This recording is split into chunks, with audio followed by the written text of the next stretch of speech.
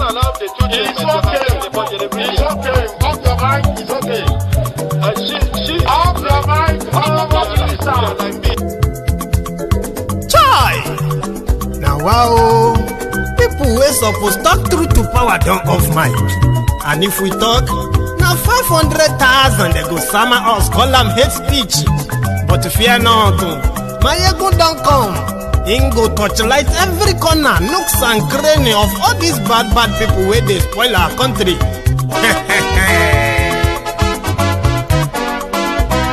So my people make we laugh, oh, yo, yo. My ego don't come, oh, yo, yo. My people make we shout, oh, yo, yo. My ego don't come, oh, yo, yo. My ego don't come, man of the masses, oh, yo, yo. My ego don't come, oh, yo, yo.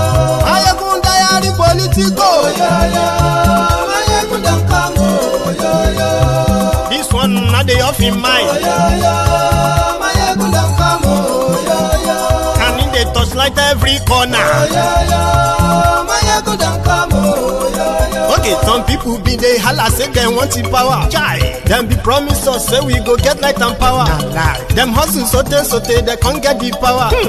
But now they know they do anything with the power. Sure. Every day, dollar just they get the higher power over naira. Still them talk say make we off mind. But thank God say my ego don't come. So my people make you laugh, oh, yo, yo. My ego don't come, oh, yo, yo. My people make we shout, oh, yo, yo. My ego don't come, oh, yo, yo. My ego don't come, man of the masses, oh, yo, yo. My ego don't come, oh, yo, yo. My ego diary politico, oh, yo, yo. My ego don't come, oh, yo, yo. This one not the off in mind, oh, yo, yo. My ego don't come, oh, yo, yo. Person where they do evil, no one make person talk. Them say that my yegun, that man too they talk. He too they talk. Say my yegun diary, he they hot like pepper. But every day then they take money in bulk. Woman picking, they the street they hawk. Still them talk say make we no talk. But thank God say my yegun don't come. So my people make you laugh, oh, yo, yo. My yegun don't come, oh, yo, yo.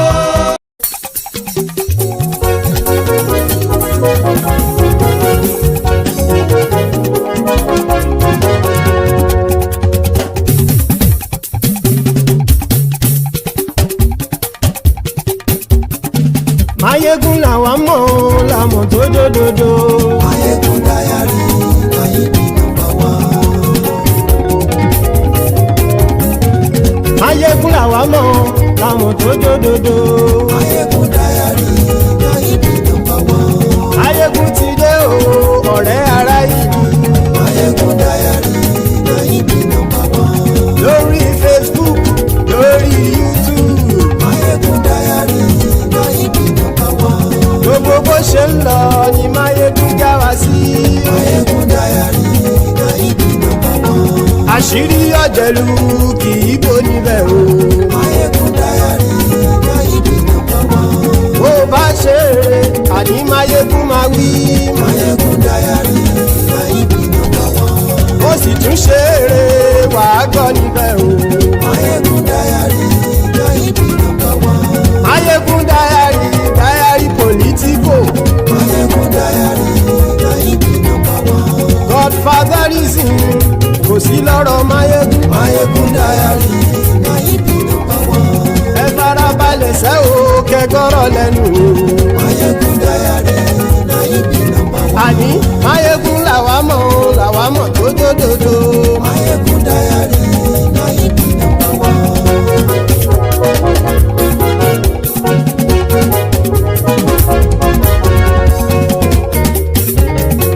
Àní ẹ̀sùn ràkì. Mayegun ti dé. Mayegun ti dé. Ọ̀jẹ̀lú ẹ̀sùn ràkì. Mayegun ti dé. Àní ẹ̀sùn ràkì. Mayegun ti dé. Lórí Facebook. Mayegun ti dé. Àní ẹ̀sùn ràkì. Mayegun ti dé. Lórí YouTube. Mayegun ti dé. Àní ẹ̀sùn ràkì. Mayegun ti dé. Bọ́ bàbá gbé wúrẹ́. Mayegun máa wí.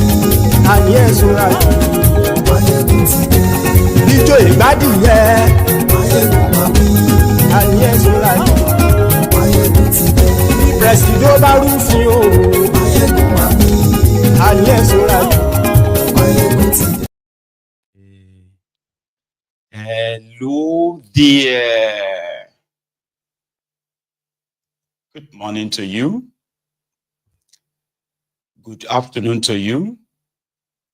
And good evening to you from wherever you are joining us. This is Máyégún Live. And thank you so much for joining me, brethren. Remember to read beyond the caption of this broadcast. Read the description of this broadcast. It's quite important, because therein lies the other important topic apart from the header, so that's why you have to read it, so that you can bring yourself in tune into what this video is going to be all about. All right. Then after that, like the broadcast, like it, share it, invite your friends, invite your not so friendly friends. Tell them all that Máyégún today, Máyégún is live. And of course, if you have done all of that, thank you. So you can sit back, relax, as I unpack what I have brought to you. These are, brethren, yesterday we sort of shared Peter Obi's view on what democracy has now become in Nigeria. Nigeria is a place where, they have this doctrine of turn by turn Nigeria Limited. You can see those who are parading themselves today, the Ronukus, the Ronu gangs, parading themselves as lovers of Nigeria today. They were never lovers of any Nigeria. Or just as it is, when Bukwari was there and the agitation for the breakup of this contraption was being pretty much like promoted everywhere. Majority of those who are today the gang of Ronukus, the Ronu Nazis, the lovers of Nigeria, because of this druggie, Thiefnubu, they were on the other side. So we also believe that no matter how many of your laws broken by Thiefnubu, it would always have the Ronukus on its side. But in the long run, the damages is being done in phases. So we have seen the part played by Bukwari for 8 years. And we also remember the position of those from his own clan. Now we are witnessing the further desecration and destruction of the contraption by Thiefnubu, a Yoruba man, allegedly. Because that hasn't been proven that he's a Yoruba man. Well, let's go with that or run with it, all right? Where the same set of rogues who pretended to be pro-democratic elements, pro-democracy, they said Thiefnubu and his gang, in fact, his own ass lickers actually said that Thiefnubu is the one who is nurturing democracy in the contraption. Obi was reacting to the state of things, including the recent constitutional breach by Thiefnubu and his gang in Rivers State, pretty much exposing the lies of democracy in that contraption. It is also a place whereby you will be told in a very clear, clear voice that you might be in democracy, right? Yeah, you might have freedom of speech, but your freedom of speech is not guaranteed. And these are supposed to be progressives, which I call progressives. These are supposed to be democratic elements, or the people that actually, as they claim, fought for democracy in that contraption. So they are now the same people fighting democracy. So When Obi uttered those words yesterday, I was expecting a reaction, of course. A reaction from, the presidency, expectedly. And it didn't fail.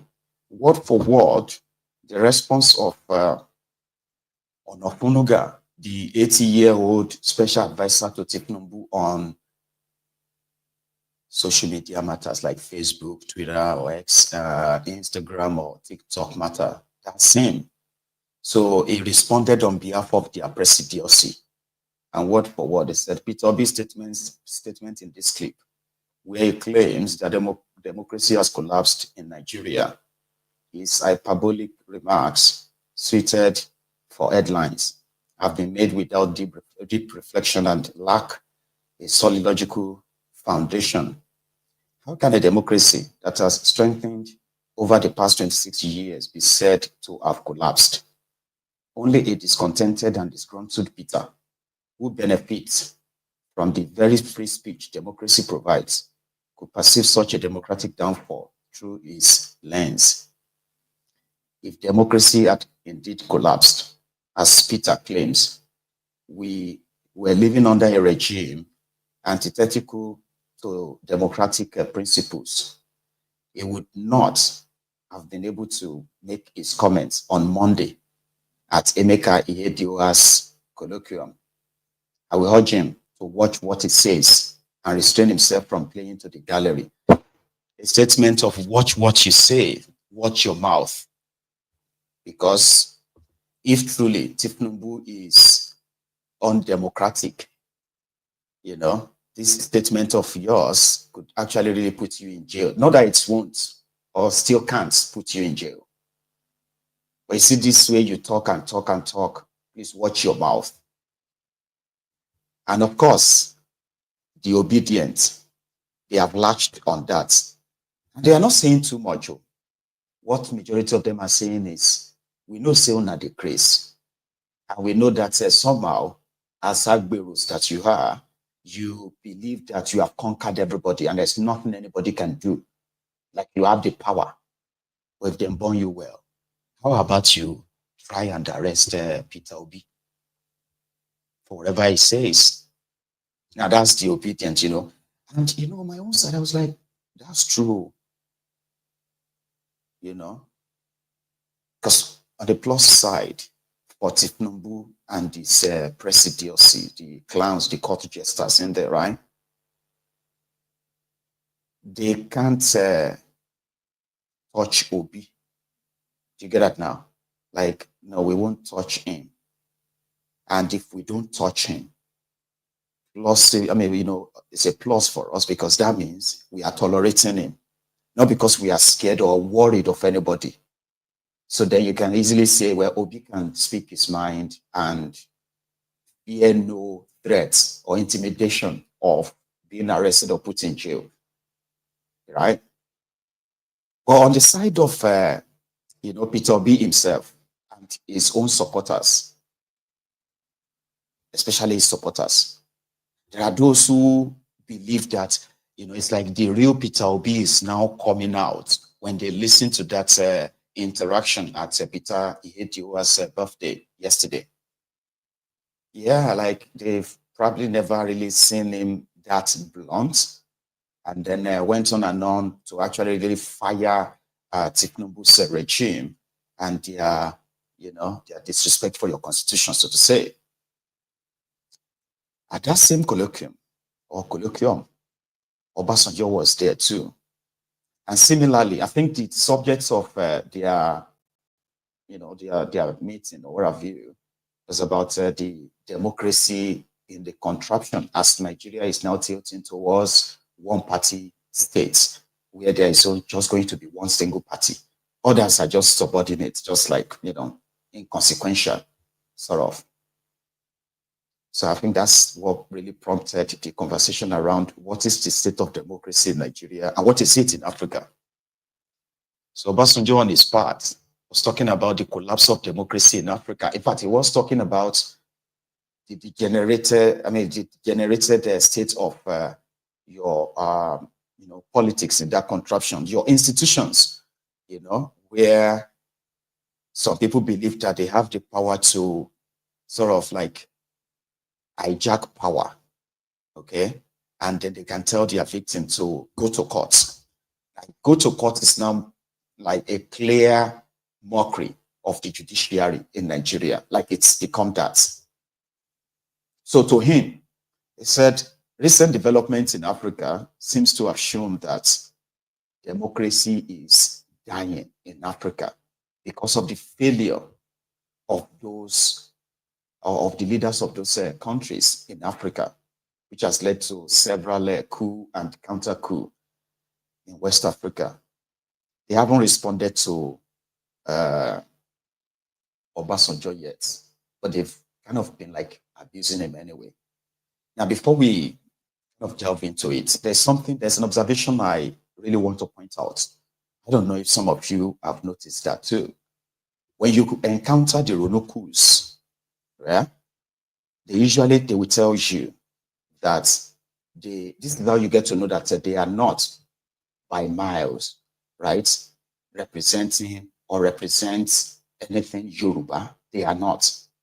And if you look at the character, the drug baron, Thiefnubu, who is their leader, the characters of those who are around him as well, all right, that should give you a better, kind of like a better picture of what degenerates these sewage dwellers are in their thought. And it is so bad, right, that even those who have left the contraption, right, they still dwell very much in this, in this low kind of life. Talking about the Ronukus, they have nothing to do with Yoruba, as much as they have done much damages to, to the reputation of the Yorubas, all because of this drug baron, this certificate forger.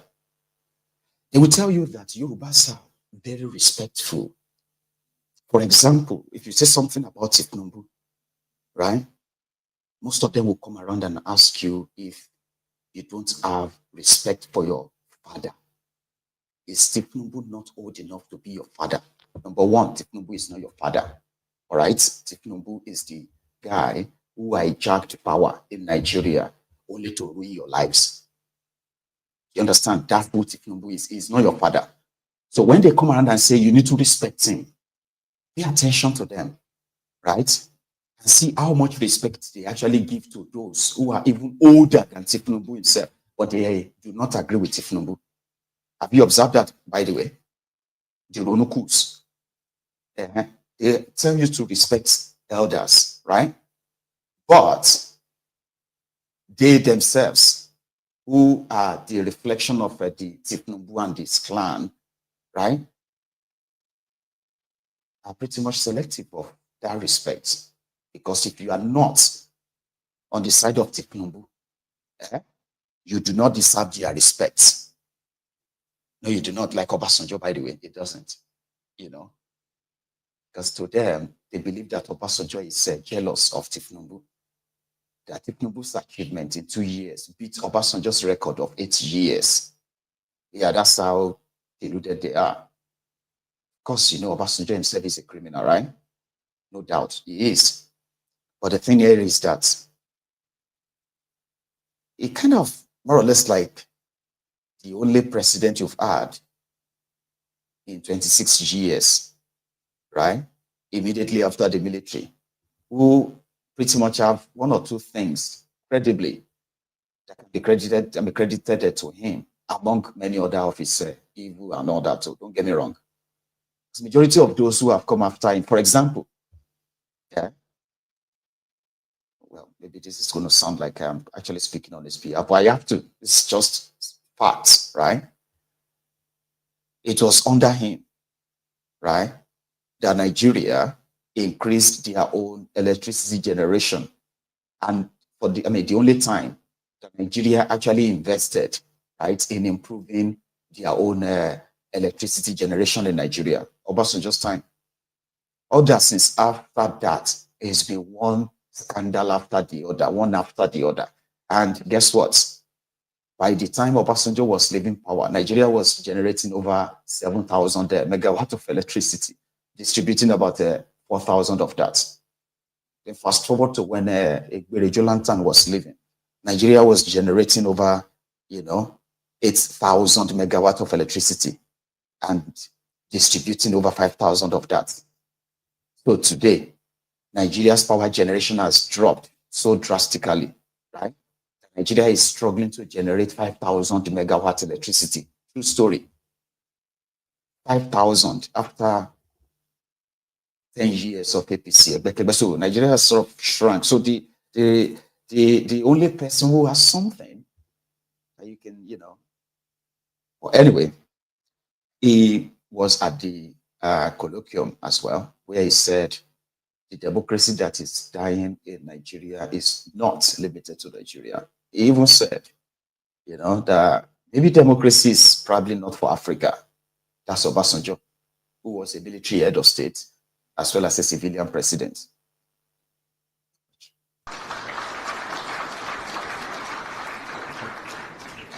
For me, I will do everything to be here with you today, and you know that. And I'm really happy to be here with you. And you have chosen for discussion,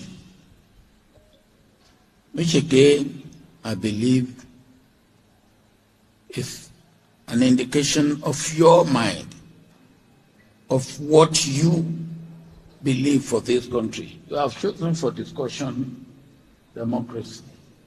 Is it failing in Africa?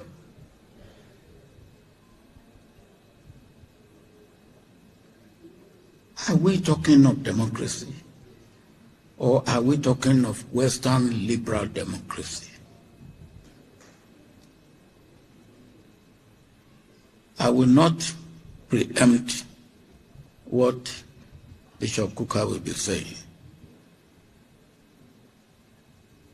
But when we talk of democracy, we should remember that in Africa, before the colonial rule and the colonial power, we have a form of government which attended to the needs of our people.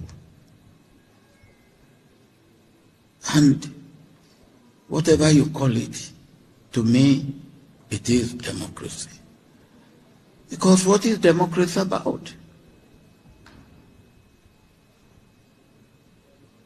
The American President Abraham Lincoln defined it as government of the people, by the people, for the people.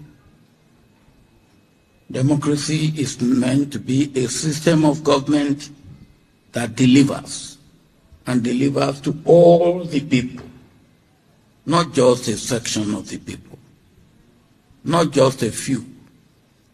But what do we have today?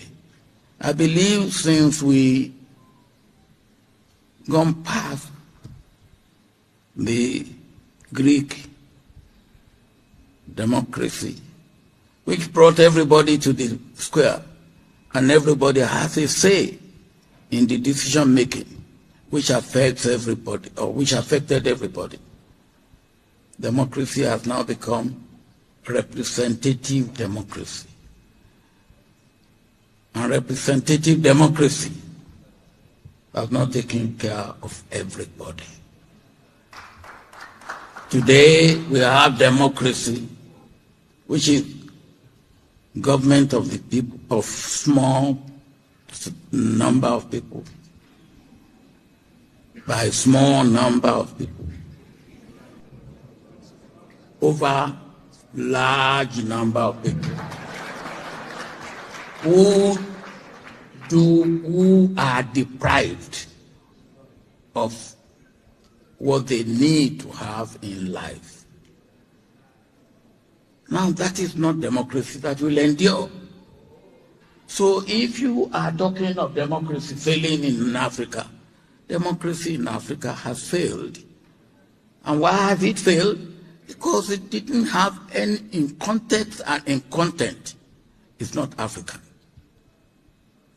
It does not have any aspect of our culture our way of life, what we stand for, what we believe.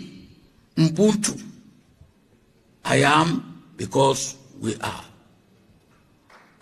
It is I am because I can grab. What sort of democracy brings you and you grab everything and then illegally, corruptly, and you say go to court?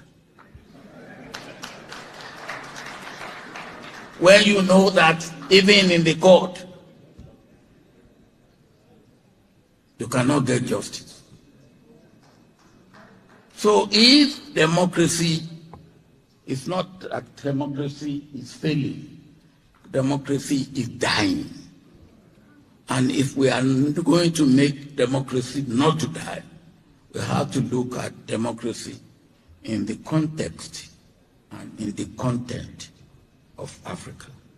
I hope that we will get to that stage so that democracy, which will deliver, will be the democracy that we will have in Africa. Thank you.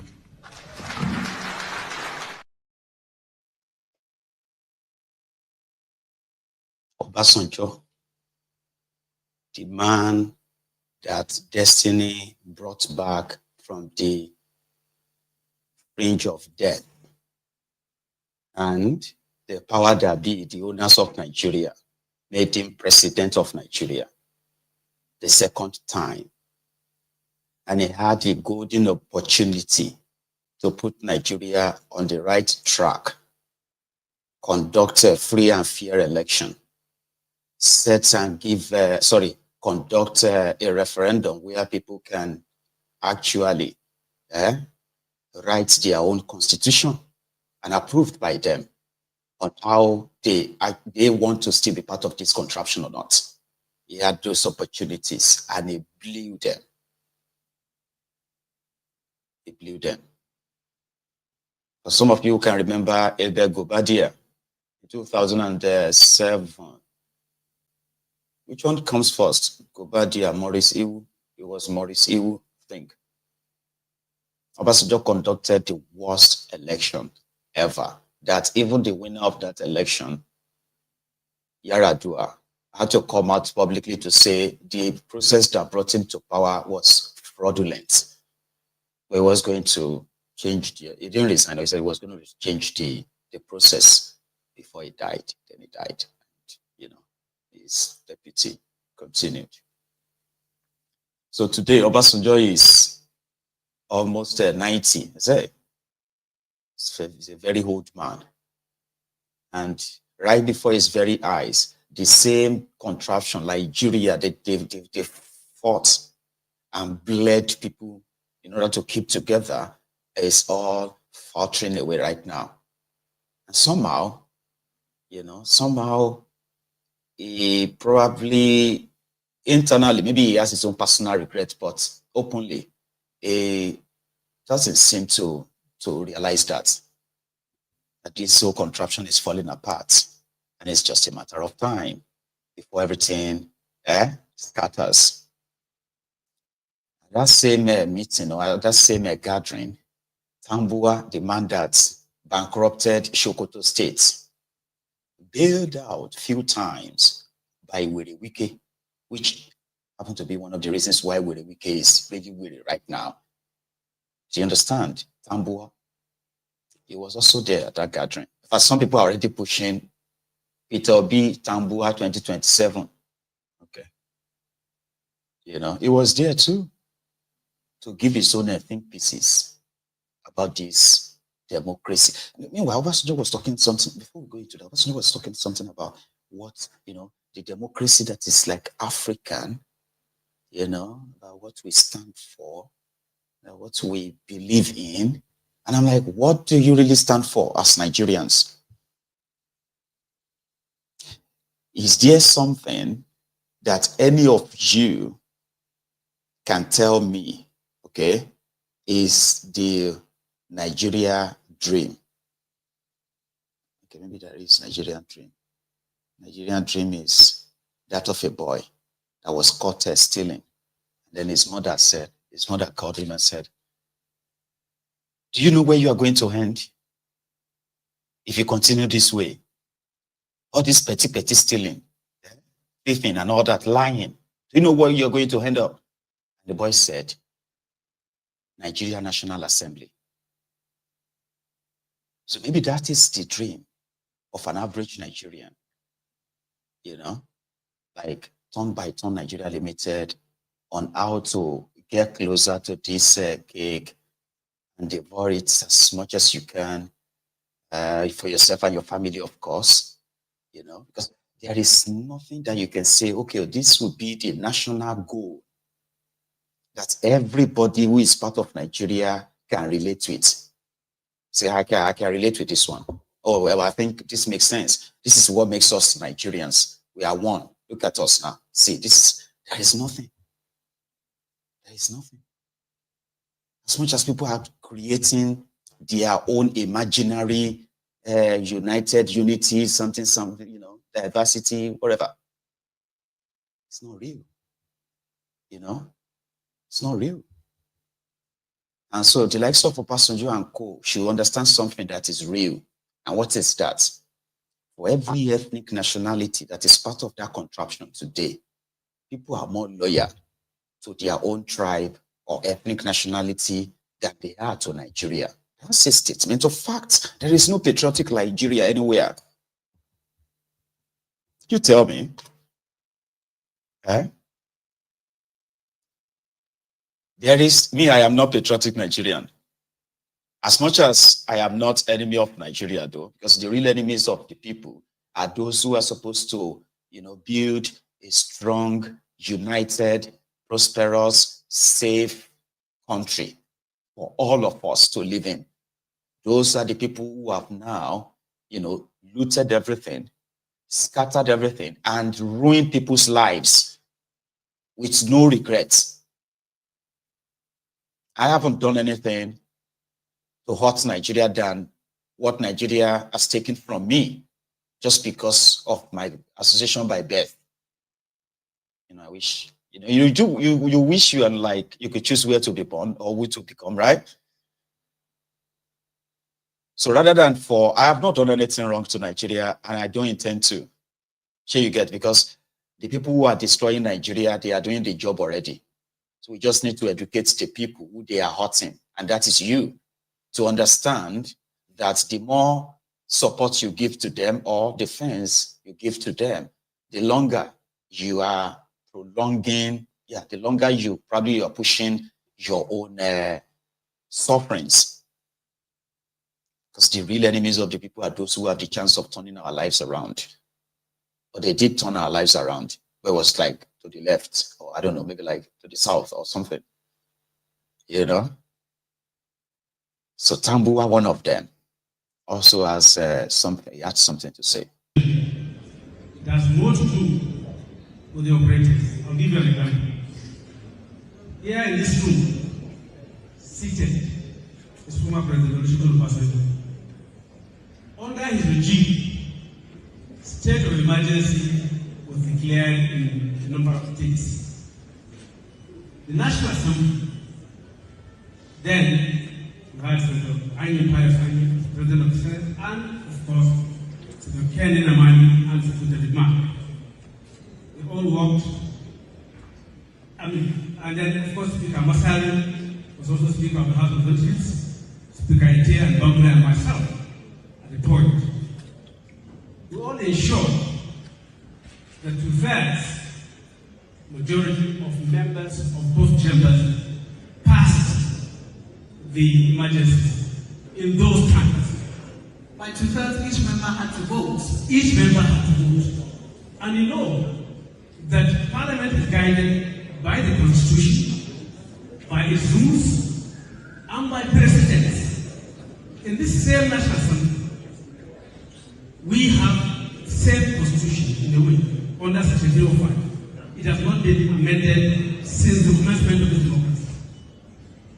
We have our standing rules, and we have precedents of how 2/3 were able to be established in those instances where emergency was declared in Plateau, emergency was declared in Borno and Yobe. And we stopped by them. And we were guided by the Constitution. What happened in the last week? So I still insist that you need to check out the operators of the system.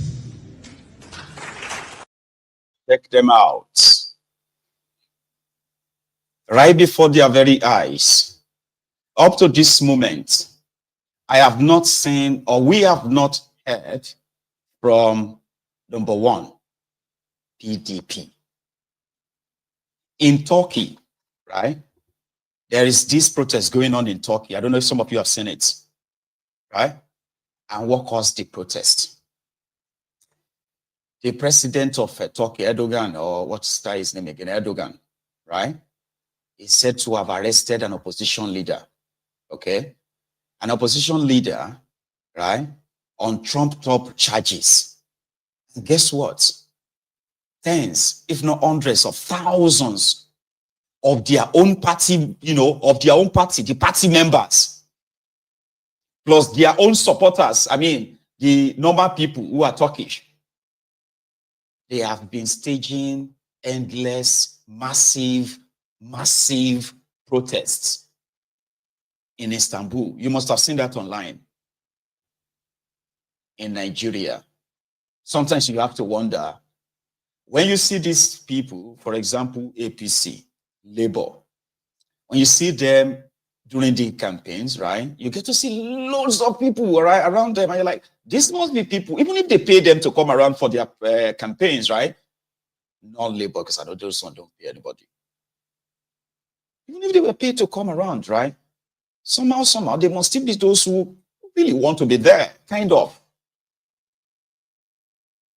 Thiefnubu removed the governor, a PDP governor. Everybody has been speaking, think pieces, giving an idea, telling us how illegal it is. Well, I think PDP, that was once the party in power, is unable to mobilize 100,000 people in Nigeria. They're unable to mobilize 1 million people.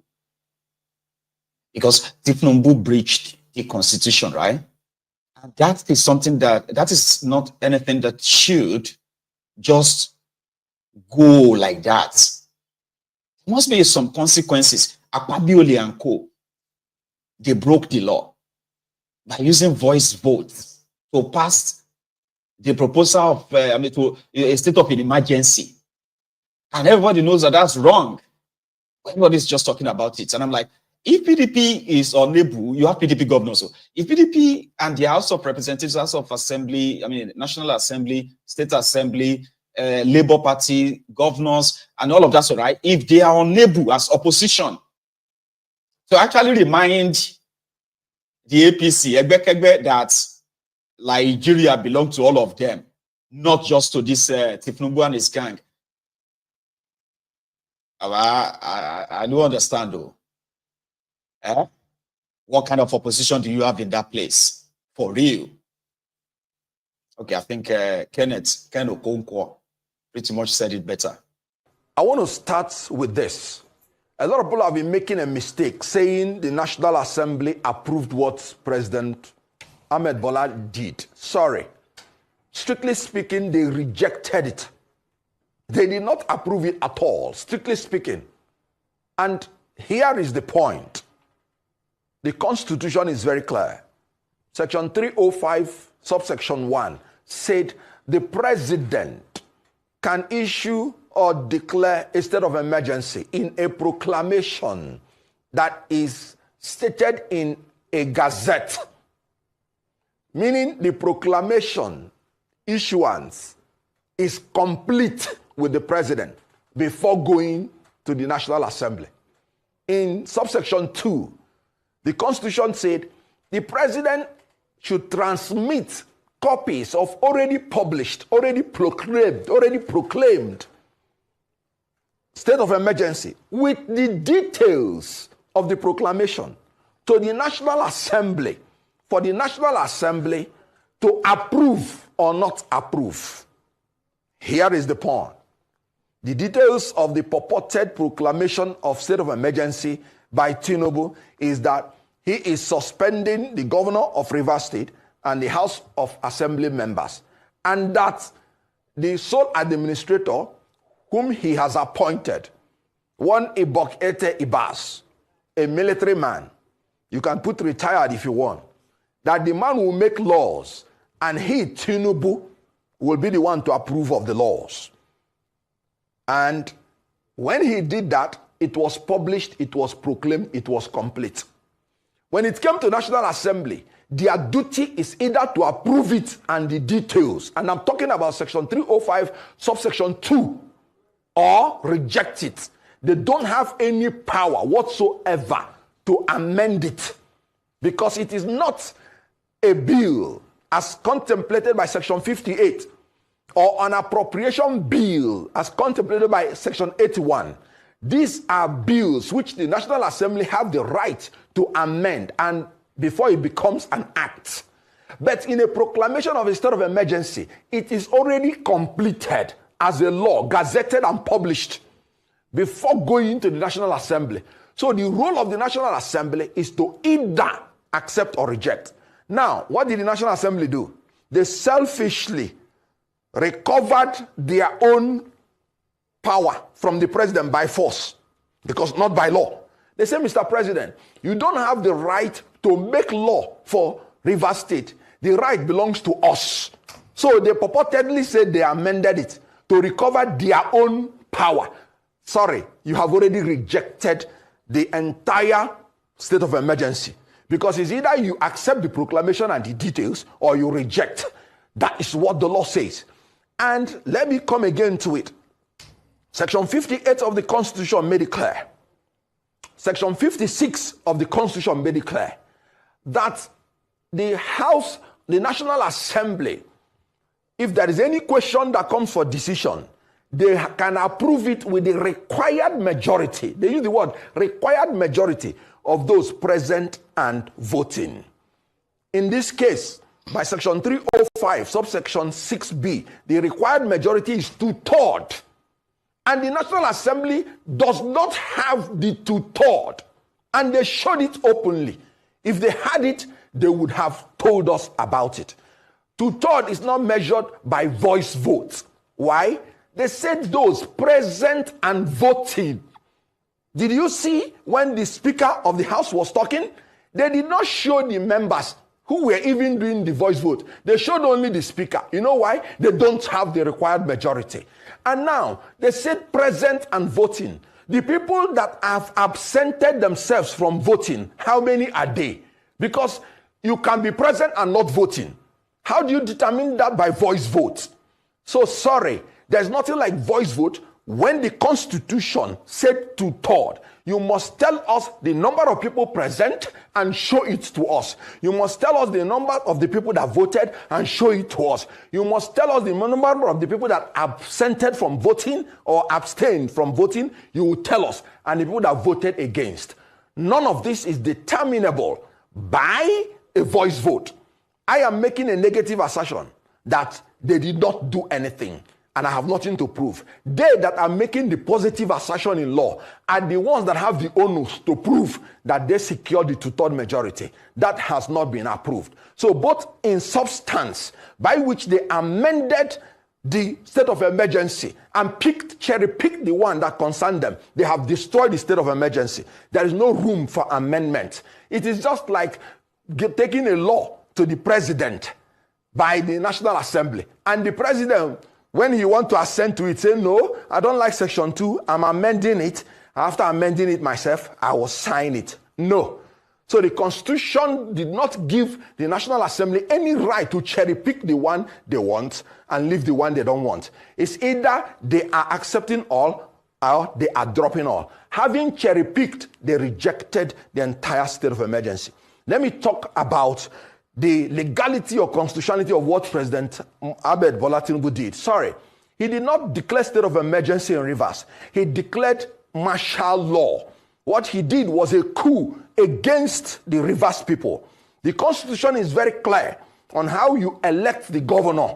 Section 179, Section 180. and how governor is removed. Section 188, Section 189. And the law is very clear. How you elect the House of Representative members, which is there, and how you remove. Section 117 and Section 110. Clear and simple. It is by election, by the people of River State. And you want to remove is by death, resignation, removal by impeachment, permanent incapacity, or in the case of the House of Assembly members, Mr. Okonkwo, recall. This is what these places did. So the president simply suspended the provisions of this constitution, including Section 1 and Section Mr. 1, to which say you cannot govern Nigeria or any part of it by any set of people except in accordance with the constitution. So appointment of sole administrator is, it's out of it. But the point here is this. What are the opposition doing? The opposition that want to save you in 2027. What are they doing? As you're asking these guys parading themselves as opposition, like, what are you doing if you have somebody who has violated your constitution? It's not the first time, but yeah, it must be the last time. There must be last time for everything, right? I think. Then you hear some people and say, what do you want them to do? Do you want them to arrest him? Do you want them to arrest him? And that should be something that should scare anybody who is fighting a supposed democratic government who is turning tyrannical. So your worst fear is that you don't want to be arrested. Okay, anyway. Maybe that is why Confessor Soyinka, yeah, that one is also very old man, 90-something-year-old. How old is Soyinka? I think Soyinka should be 90 what? 89, 90, I don't know. It was the man that was pretty much like vocal when it comes to social justice, they call it, and social injustice as well, you know? It was the same man who called Goodluck Ebere Jonathan Nebuchadnezzar and called his wife Shippopotamus. There were so many, several press conferences. All of that were done for this APC, Ebekebe, to come to power. And since then, you know, people have always been like calling him out, lashing at him, this and that. He will never talk again because his friends are those in power. He even one time, I mean, a while back, confessed that he was into Thailand rice business with Thiefnubu. And we went back and said there was never a time that Wole Soyinka was selling rice, Thailand rice, bao. But they made us realize that it is not that kind of rice. Mayegun, just move on. Nearly 2 years ago, okay, over a year ago, Confessor Soyinka was seen with Thiefnubu. Well, I think I remember then that it was in December 2023, just a few months after Thiefnubu's grabbed power in Nigeria. Confessor Soyinka said, as people were already like lamenting, the shege was just like brewing that time. People are beginning to get used to the shege at the time. Said, what can you say about this Thiefnubu's government? And Confessor Soyinka said, it will need a year before he is going to assess Thiefnubu's regime. That is too early. That was like, you know, just 7 months since he grabbed power. So since after that, it's been like a year after that, people have been like calling him out. So yesterday he was on a program. Apart from the fact that he actually struggled to condemn the illegality of the state of emergency declared by Thiefnubu in River State, right? Struggled and struggled, but he finally said it was an excessive use of power. An indirect way of saying that's an abuse of power. That is illegal, you know? But who is going to go and face call you, you have done something wrong. You are going to be punished for this. Who is going to lead that charge when majority are doing everything to get his attention so that they can have their own bite of the cake, you know, like anything at all for the boys. street talks or street art, so to say. Anyway, he was questioned again. You said we should give you a year, Professor. It's been over a year now. We've not heard from you. Do you have something to say about Thiefnubu's regime yet? And the confessor, of course, again, deviated and, in style, decided to attack those expecting him to say something about Thiefnubu. And he said, stop using my timetable. That's what Confessor Soyinka said. He said, stop using my timetable of assessing Thiefnubu. Use your own. It's been over a year, Baba. Let's try and isolate. This is not the first president who has former comrades on the battlefield. And there are other people who are his comrades when they fight against Abacha and even against democratically elected presidents who tried to completely scuttle the powers, not just of state governments, but of local governments. And we also have a situation in which even the governors themselves, remember the siege of Anambra, for instance, there's more than one way of scuttling, the powers, the autonomy, shall we say, relative autonomy of states. So I keep saying, and this is not, and I get tired of repeating myself, that it's about time we took a holistic approach to this and sat down and correctly and rationally restructured the nation. Now, you say that he's been putting his own people in power. I'm sorry, I have not studied the extent. I don't know what the legitimacy of that is. But if you want to make a presentation to me later on and let us look at it, believe me, I will immediately make my position quite clear. Now, when one says, let me go back, when one says, I am not speaking for the first year, the same principles are adopted with former presidents, whether you're talking about Buhari or you're talking about Jonathan. In this particular case, as a matter of fact, during the demonstration when the police shot and killed some demonstrators, remember, that was, I had to break, quote unquote, my vow of silence. So there are always exceptions like that. At the same time, on the other hand, I have not swallowed an alarm clock. I don't see why I should put my alarm on and say, okay, 1 year is past, now I must make an assessment. If there's nothing I really feel like talking about, and if I'm busy elsewhere, I'm teaching elsewhere, I'm earning my living up till now elsewhere. So this business of, you haven't come to make this, I don't understand it. Other people are doing the same. This is a collective effort. The panelists will speak consistently, the Bayous speak consistently, the showers come out and try to lead demonstrations. It's a collective effort. And I choose, according to my energy and my priority, projects which I have universally, globally. And I think it's time that is recognized and respected. People should stop trying to work out my timetable for me. You're free to impute motives to the structure of that calendar. That's their business, not mine. I know what I'm contributing.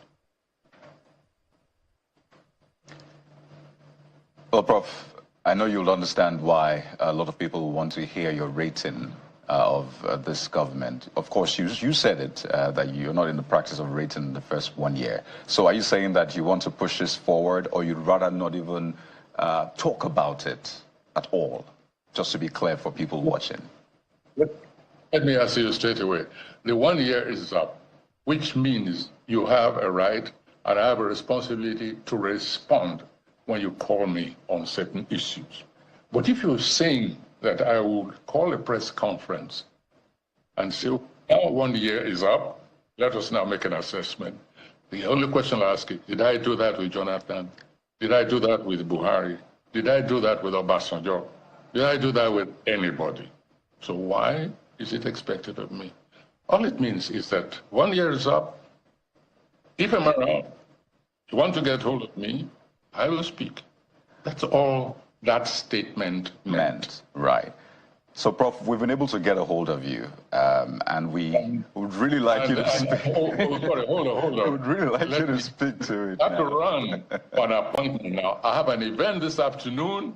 You are invited to it, World Poetry Day. Yes. Day. And I have a statement to make there, incidentally. I use opportunities as they come. So come to that one. And I had some statement there which might interest you. Prof. And after that, I have another at the General Assembly in New York. And pay attention to it. The next one might be in Australia. You know very well I live in the plane. All right, bro. Two things I would like you to speak to. Let's use the privilege we have before you go and make your presentation. So, two questions I want you to respond to. First is the fact that the economic policies of the president is biting very hard, and it's been difficult for Nigerians, which is why perhaps they're expecting you to speak, given the fact that the president has promised. These are short measures. These are measures that will be painful in the short term, will be better in the long term. But given the fact that there's nothing new about such promises from politicians, Nigerians, some don't seem to believe.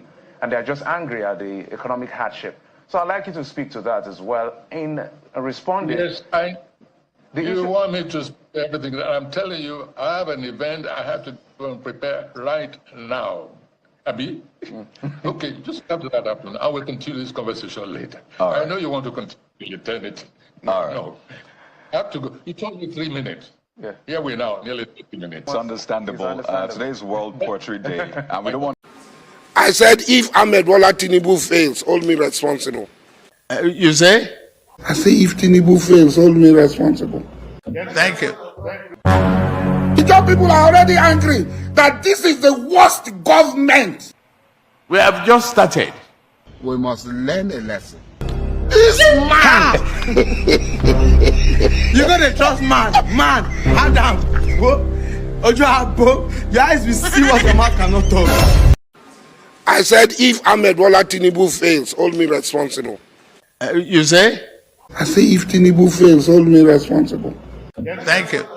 The job people are already angry that this is the worst government. We have just started. We must learn a lesson. This man! This is not the Ahmed Bola Tinubu I know. Since 1992, when I encounter you, I don't think this is the Ahmed Bola Tinubu I know. That calls me his friend, and I call him my friend, and calls me my son, and I call him my father. This is not the Ahmed Bola Tinubu I know.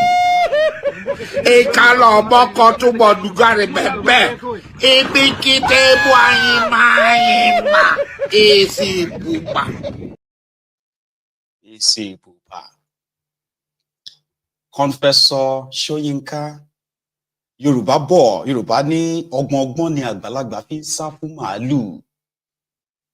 Loosely translated as, it is with style that an elder, right, runs from a cow. Just say it. What do you think about this? Oh, blah, blah, blah, blah. Just say it there. It became so difficult to actually say, okay, it's good, or he's trying. I mean, things are, or he's tough, blah, blah, blah, blah. No. It just went on and on and on and on and on and on. And he said, okay, come to my event in Australia. To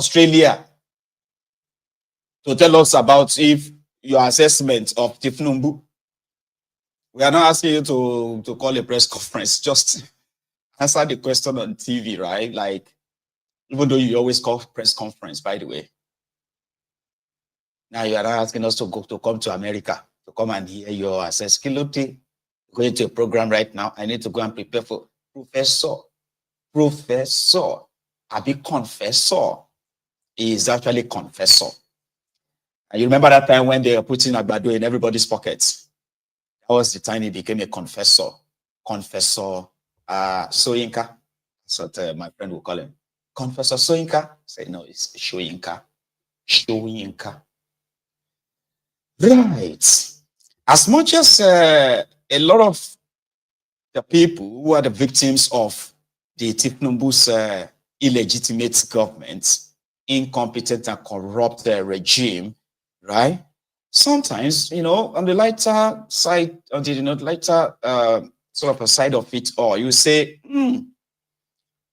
if this Thiefnubu no happen, there are some certain people that you probably respect so much because of their views about Nigeria in the past, that you felt like these are supposed to be our leaders.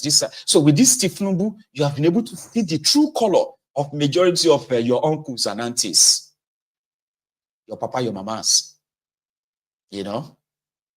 where you have supposedly people who have left Nigeria for years. Imagine people who have left Nigeria for years, okay, living in America, for example, living in America, a Democrat who proudly calls himself a liberal, right? He supports, what do you call it? Immigration policies that welcomes everyone, open border, everybody comes in. America is land of opportunity for everybody. There's no point in, that feeling. And it's well defined ideologically, the politics of America and all that, right? I'm just saying, Now, that same person is a Ronuku online, okay, who practically is promoting xenophobia in Nigeria. Those ones who are like the Lagos Abobakus, spreading their hatred and all that, all because of this Kolu Thiefnubu, right? So there's another development too. I don't know which one I should give you first, Asari Dokudumb or the fights in the National Assembly, because from the report we have now received, right? You remember this lady, Charity Omole, that's her name, Charity Omole. She is an advocate for girl child's rights. And he's also an advocate for, defending sexually assaulted, girls in Nigeria. And I think that is what she built her own brand around, even though she's APC, Ekegbe from Kogi. So she is the one behind the recall process of Natasha Akpoti. And as you saw it yesterday, you see, these guys committed a crime. They were supposed to be arrested, all of them. Now, they went on to grab the voters register for Kogi Central. And they started forging the people's signatures, names, in order to form the quorum for a petition to recall Natasha. Natasha Akpoti is the senator representing Kogi Central. Okay, she is the senator that also defeated the Yeye Bello, the man on the right, the thief that stole 108 billion naira when he was governor of the poor, impoverished Kogi. Okay, so now this lady, right, who is now a special advisor to Olodu of Kogi, the current governor of the place, right? So she's spearheading the recall of Natasha from the Senate for accusing the Senate President, Godless Akpabiole, of sexual harassment, right? Now, that tells you more about women supporting women, by the way. So it's like women supporting women in the march right now, okay? But we all know why. Now, Charity Omole, after the drama of yesterday, including the bags you see in the background here, right? The bags containing 250,000 signatures, address, and contact, supposedly, of all the voters, 250,000 voters from Kogi Central. Now, to start with, these guys, when they submitted their bags to INEC, they did not add any address. Charity Omole, who is their head, dropped her own contact, her phone number, and she put her own address as Okene, Kogi State. That's her address. How can you say your address? Where in Okene are you living? Like where? Here you get. Meanwhile, the process of to recall a senator, right, requires that all these voters from our constituency or our senatorial districts are called out. At least 2/3 of them are called out to sign the petition of a recall. That's the beginning of the process. It's a long process, but that's the beginning. But these guys forged all of this. The video is online of how they did it. So now INEC issued a statement to say, you know, oh, hang on, not that one. This one, I think.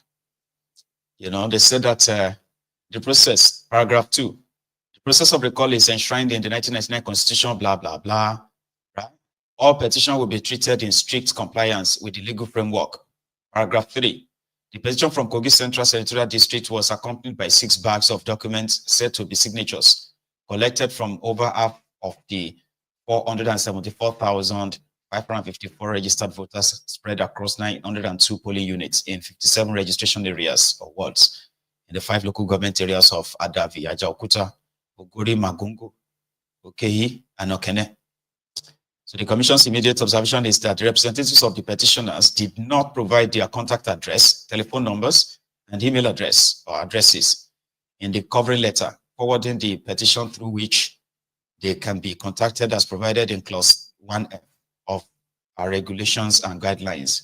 So the address given is Okene, Kogi State, which is not a definite location for contacting the petitioners. Only the telephone numbers of the lead petitioner is provided as against the numbers of all the other representatives of the petitioners. So the Commission wishes to reiterate that the recall of a legislator is the prerogative of registered voters in a constituency who signed a petition indicating loss of confidence in the legislator representing them. Once the petition meets the requirements of submission as contained in our regulation, the Commission shall commence the verification of the signatures in each polling unit in an open process restricted to registered voters that signed the petition only.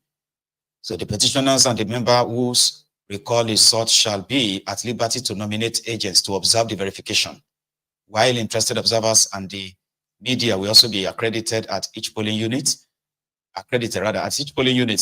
Signatories to the petition shall be verified using the Bimodal Voters Accreditation System, BVAS. Now they hear the process now. So consequently, if the petitioners fully comply with the requirement of clause 1F of the regulation and guidelines regarding the submission of their petition, the Commission will announce the next steps in line with the extant laws, regulations, and guidelines. In the absence of a definite contact address, the Commission is making effort to use other means to notify the representatives of the petitioners of the situation. So the Commission reassures blah, blah, blah, blah, blah. So do you hear the process? So the process of recalling a senator is that you see everything they have in this bag. Everybody that signed, according to them, 250,000 signatures. So they would have to bring them out. And not only bring them out, they have to use your BVAS to verify them. Now, see, I'm not counting on them, okay? I'm not really counting on them doing the right thing because it will be like you are dealing with normal people, okay? But these are not normal people. And you do not have a system that genuinely actually works. So everybody now believes that indeed Akwabiole actually sexually harassed Natasha, okay? Although a lot of people are beginning to ask for the evidence in which the Senate Committee on Ethics and Public Petition, I think they are called, they sat today on this matter. The letters forwarded to them, which is a copy of Natasha's petition. In this is pretty much like the highlight of the petition itself from Natasha. So stating why she has gone the route that she's went, which means that, you know, the abuse of power by Akwabiole, you know, the sexual harassment, and all this stuff, right, that she listed here. So today, the committee supposedly to look into it, including the chairman of that committee, the guy that got disbarred or some criminal, what have you. You know, do you know that the guy in charge of the Nigerian Senate Committee on Ethics and, you know, public petition was actually disbarred from the New York Chamber of Law, what have you. You shall get what I mean. So that he was a lawyer in New York. Then it was, you know, it was investigated to have stolen over 280 or so thousand of clients or so. You know, so then got investigated and indeed got disbarred, just like that of Gbajabi Amole, your former speaker, as well as your chief of staff to Thiefnubu right now. Anyway, it's Natasha that told us, by the way. And she's currently asking that the Nigerian Senate should even like investigate, not Nigerian police, Nigerian security, this and that, and even the Nigerian judiciary, Nigerian Bar Association, National Judicial Council. The lady is firing from all cylinders, oh, no joke, that the person who already said that a petition was dead on arrival, right, is obviously never going to give any fair ruling in this matter. So drama still occurred anyway. They still have dramas at the National Assembly today when Oby Ezekwesili, who was representing, or should I say, presenting herself as a witness into what you know, they were investigating. So she was there, and somehow, this guy, you know, you remember that guy that went on TV to accuse Natasha of having 6 children for 6 fathers, and then people came for him and said, "What the heck, man? What kind of thugs are these guys?" Well, similar thing happened there today. I mean, it wasn't against Natasha. It's now versus Oby Ezekwesili in a shouting match, right? That's this Onwe Ebonyi, I think that's his name. Onwe Ebonyi, something. That's his name, right? It actually called Oby Ezekwesili a disgrace to womanhood. So what happened? How did it happen? I've got a few clips for you. Right? Let's go take a look. Mr. Chairman, sir, would you I don't want to something herself. What is that to respect yourself? Shut up and take him out. Smell him out. Smell him out. Look like a dog. Look at you. Food at 70. Food at 70. How can you talk like that? As I've been a senator. I take exception to a senator. Why are you talking to me like that? You are a disgrace to the Senate. You are an insult to womanhood.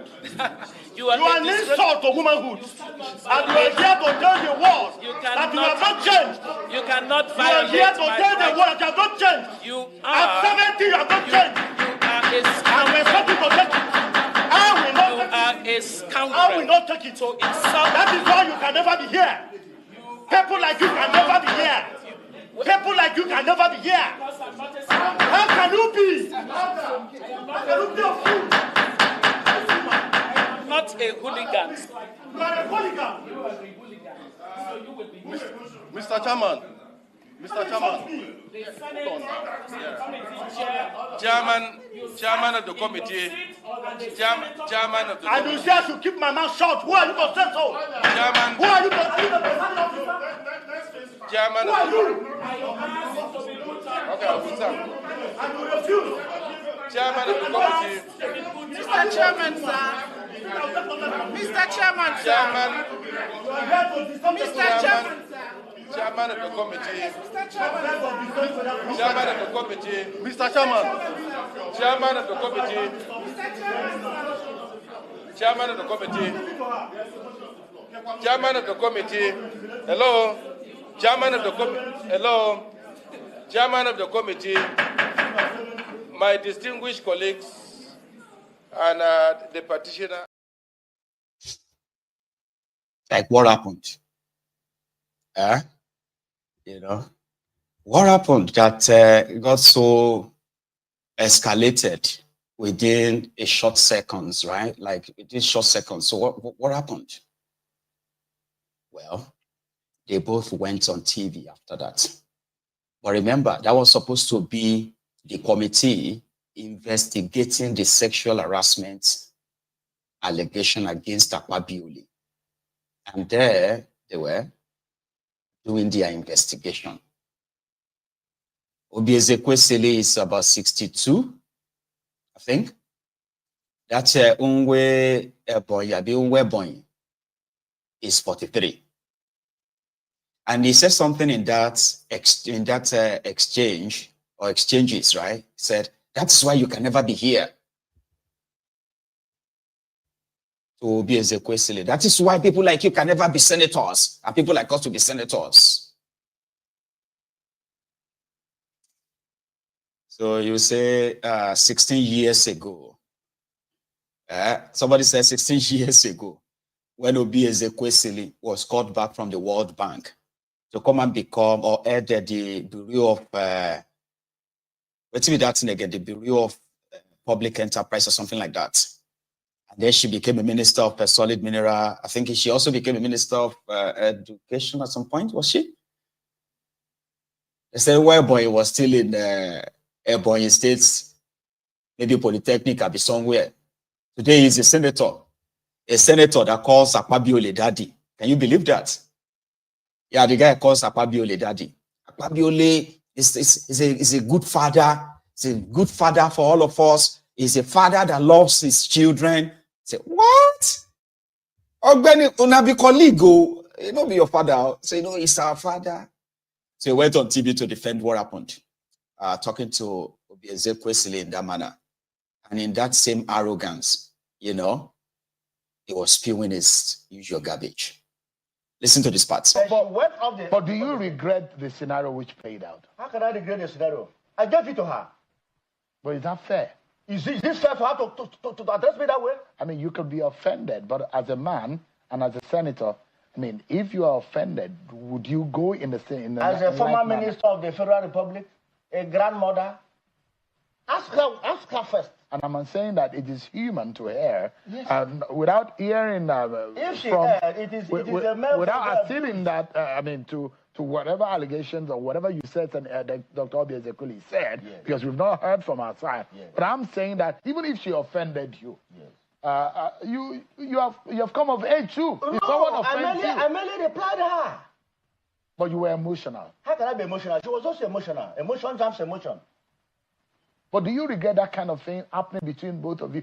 This is happening on national television. It's unfortunate that a mother, a grandmother, a person of her standard can be so moved by emotion to call a sitting senator a hooligan, and that she shut up my mouth. When I was asking for clarification from a presiding officer, I was not addressing her. I was talking to the Senate Chairman Committee on Ethics. So I have no business with her. If she apologizes to you, would you also? Of course I will. I'm a Christian, and this is a Lenten period. But you cannot insult me. You cannot abuse me. And you ask me to keep quiet. Why is this Senator Natasha Akpoti matter emotional? Why we should ask them. These are people that have been clamoring that they were not given opportunity to prove their case. The opportunity came. The petitioner started by saying that the committee is biased and she cannot lead evidence. I said, why can't you lead evidence in your case? You already have an affidavit. Just adopt the affidavit. He said, no. Just from one flimsy excuse to the other. Just like Oby Ezekwesili. She says she's a witness. Take oath so that you can tell Nigerians and the whole world all you know about this case. She said no. Senator. They actually came to disrupt the cities. Senator, I'd like to ask you, in all of this, there are feelers as though there is a chauvinistic tendencies going around in the Senate, and that some of who are men in the Senate do not have the air of patience or to accommodate the feminine voice in the Senate. It doesn't portray the Senate well. That is wrong. Everybody has equal opportunity in the Senate, be you a man or a woman. In fact, in the Senate, there is no woman. We are all equal. Senator Natasha, who alleged also that the Senate president is silencing the voice of the female senators. This is a woman that have moved up to 6 motions. This is a woman that has to her credit 3 bills. The records are there. I can send it to you black and white. The allegations on the day that Senator Natasha Akpoti is talking about, yes. You were present in that house. I was there. You were behind them. I was the closest person to Senator Natasha. In fact, let me give you the husband was between. Let me give you a brief account. On that fateful day, when we landed at Victor International Airport, as God will have it, I drove in the same vehicle, her vehicle, from Victor International Airport to the Senate President's house after attending other series of programs in New York that the SP invited us. We retired to Senate President's house in the same vehicle. When we go to the house of Mr. President, I remember vividly, she was complaining of her shoe paining her. She stayed back with her husband. I went up to meet the Senate President with other senators. Senator Stengu was there, Senator Dankwambo was there, Senator Sam of Bedo said over 20 senators were there. The man took us around his garden and gave us a dinner. When it was 12 midnight, we all sang birthday song in honor of the Senate President. There was never a time the Senate President held her hand as alleged. And that is his position, okay, to defend Akwabiole. Like, you need to understand that too. He is not doing it from the blues, though. He's the deputy publicity, whatever, for the Senate. So he is taking the job of defending Akwabiole than he's taking the job of him representing his own people of Ebonyi North. You know? And yeah, this kind of display pretty much tells more about his personality. And it's a Nigerian, I think it's a Nigerian thing too, right? Some of us pretty much want to feel, I'm not saying all of us, you know, like ordinarily feels intimidated by, you know, like successful women. I'm talking about men now. Not, like I said, it's not all of us, because me, I know they get intimidated by anybody per se. Here you get, we even pretty much like even love you more if you are a very successful woman. But there are those, and that personality, this guy, you know, this supposed senator representing the people of Ebonyi North, I heard, right? And others like himself. When you look at the way they talk, speaks, right, at the opposite gender, if they are not feeling like, you know, this black Jesus, right, feeling like they are protective of them, oh, I'm here to be protective of you, okay? So, well, if you want me to probably play with your bum as well, I don't mind, you know, if that's just going to be a compensation. Remember, you know, there are so many men here who are likely going to want to try something with you, but I can protect you. That personality, that feeling, you know, especially if you now have some, I think they do have it, yeah? It's my own observation, okay? And therefore, if they see any woman that talks back at them, I'm talking, you are talking. They don't care if you are a married woman. They immediately have that urge of teaching you a lesson. You know, you see some, they will slap another man's wife. They will say it's because of the way she was talking to me. She was talking to me she was disrespecting me. That's why I slapped her. You understand what I'm saying, right? It is one bad attitude. There are a lot of people who have this attitude don't even know is a bad one. And it comes from the place of weakness. Weak men that pretty much believes their titles, money, right, gives them edge, you know, in everything, including with women, including with just anybody. I've got title, I'm a senator. I've got money, right? And then I know those who arrest and keep people away. So, do you know who you are talking to? Is that you that is talking to me like that? I'll teach you a lesson, that kind of a thing. But he actually said it was what really caused the argument. He put that in this short clip. Would you shout down a woman? How would you shout down a distinguished member of the society, Dr. Oby Ezekwesili, even at our age? Why? Well, it is an action that brings up a reaction.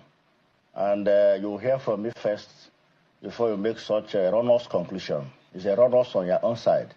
And I'm here to give you Erroneous that she's a distinguished person. And I'm a city senator. Yeah, that I made that I'm a city senator. So I'm wondering... So listen to the action that brought to the reaction. What made you do? And that's the question Today, we appeared before the Senate Committee on Public Petition. Senator Natasha was invited with her witnesses to come and prove allegation of sexual harassment against the Senate President. I was also invited as a witness to the Senate President to also rebut her falsehood, the false claim of hers. So it started when she was asked to be on oath, because she said she was a witness. He said, no, she can't be on oath. She can't take oath. So as a person, I said, okay, I'm willing to be sworn on oath so I can give my own evidence. I was addressing the presiding officer, the chairman of the committee, and she turned to me and said, will you shut up your mouth? A sitting senator in the Senate, that I should shut up my mouth? That's what aggravated you? Yes. And I said, no, ma. Withdraw that statement. He said, will you shut up your mouth? You're a hooligan. I said, you are the hooligan. For a mother like you, a grandmother of your age, a former minister of the Federal Republic, to tell a sitting senator to shut up his mouth and to add that I'm a hooligan, then you are the hooligan. In fact, I went for her to describe her as in fact, let me not use that word again. No, I respect her as a mother. Yeah, but do you regret the scenario which played out? How can I regret the scenario? I gave it to her. So according to him, that is what happened. Okay, so for Oby Ezekwesili to tell him to shut up his mouth, a whole senator in the Senate, what kind of, if not because that she is somebody that I respect, I will have her arrested there, because that's how much power he probably wields. But until Obi, they bring back our girl's grandma. What's happened? You tell us your own side. Decided that, based on the fact that the petitioner was saying that he wasn't going to go into his main petition until they assured him on the two objections that he had. They said, and that it meant that we were not ready to engage on the matter.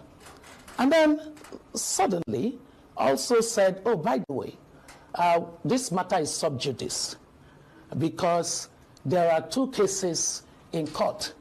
They mentioned the case by the wife of the Senate president, and that on the basis of that, they actually really shouldn't. So it was at that time that Dr. Abiola said, then what was the basis of... Yeah, what's the point of being here, of convening this hearing? And while all of that was going on, then this senator, whom I will not acknowledge by mentioning his name at all. Well, his name is Senator Nwaiboy. That's okay. But, he then said, well, if they're not serious about giving any testimony, I am here representing the Senate president as a respondent, and that I am prepared to speak because, we can't continue with this. So I said to him, can you please shut up? Because, we were just told that we couldn't speak, and you have been speaking without any form of an equivalent treatment. Said we couldn't speak because we were not ready to go into any conversation without the objections being addressed.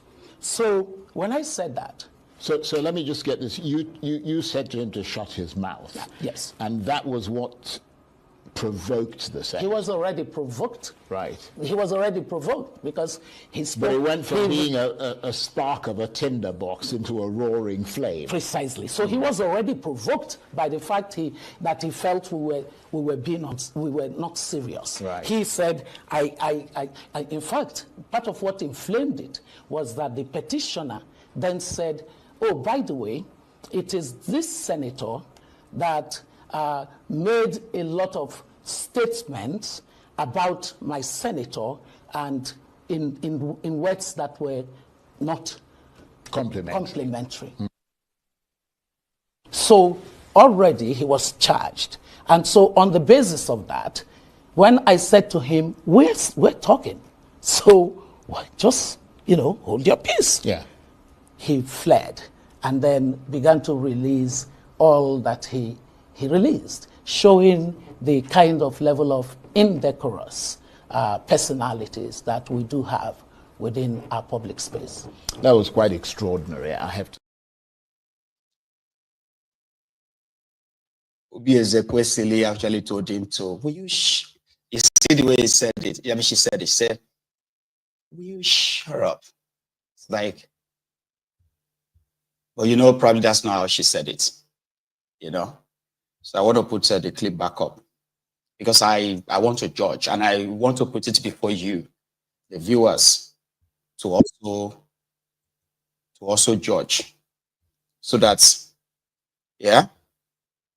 the agenda, as it is being pushed, right, is to further expose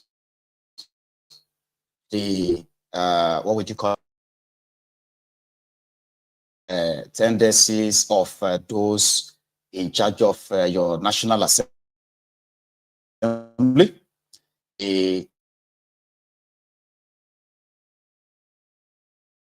to speak out against the supposed number 3 man in Nigeria. So, sorry, pardon me, because I'm putting it all together quickly, and then I put it back up for us. I should have left it. I shouldn't have removed it, by the way. All right. I think I found it. Right. Thank you. So Auntie Obi actually told him to shut up. Well, I have the video he played earlier, so I want to rewatch it, see if she actually said, will you please shut up? It doesn't really matter anymore anyway. So Natasha, currently, she's fighting like 2 battles in one. 2 battles in one. The Yeye Bello and gang who want to get rid of her, as well as Akpabiole and team who also want to silence her as forever as possible. The entire system is already working on the side of Akpabiole, no doubt, okay? But with more and more, like women group being interested in this simply means that this is not really going away anytime soon. And mind you, Atiku has also joined the fray.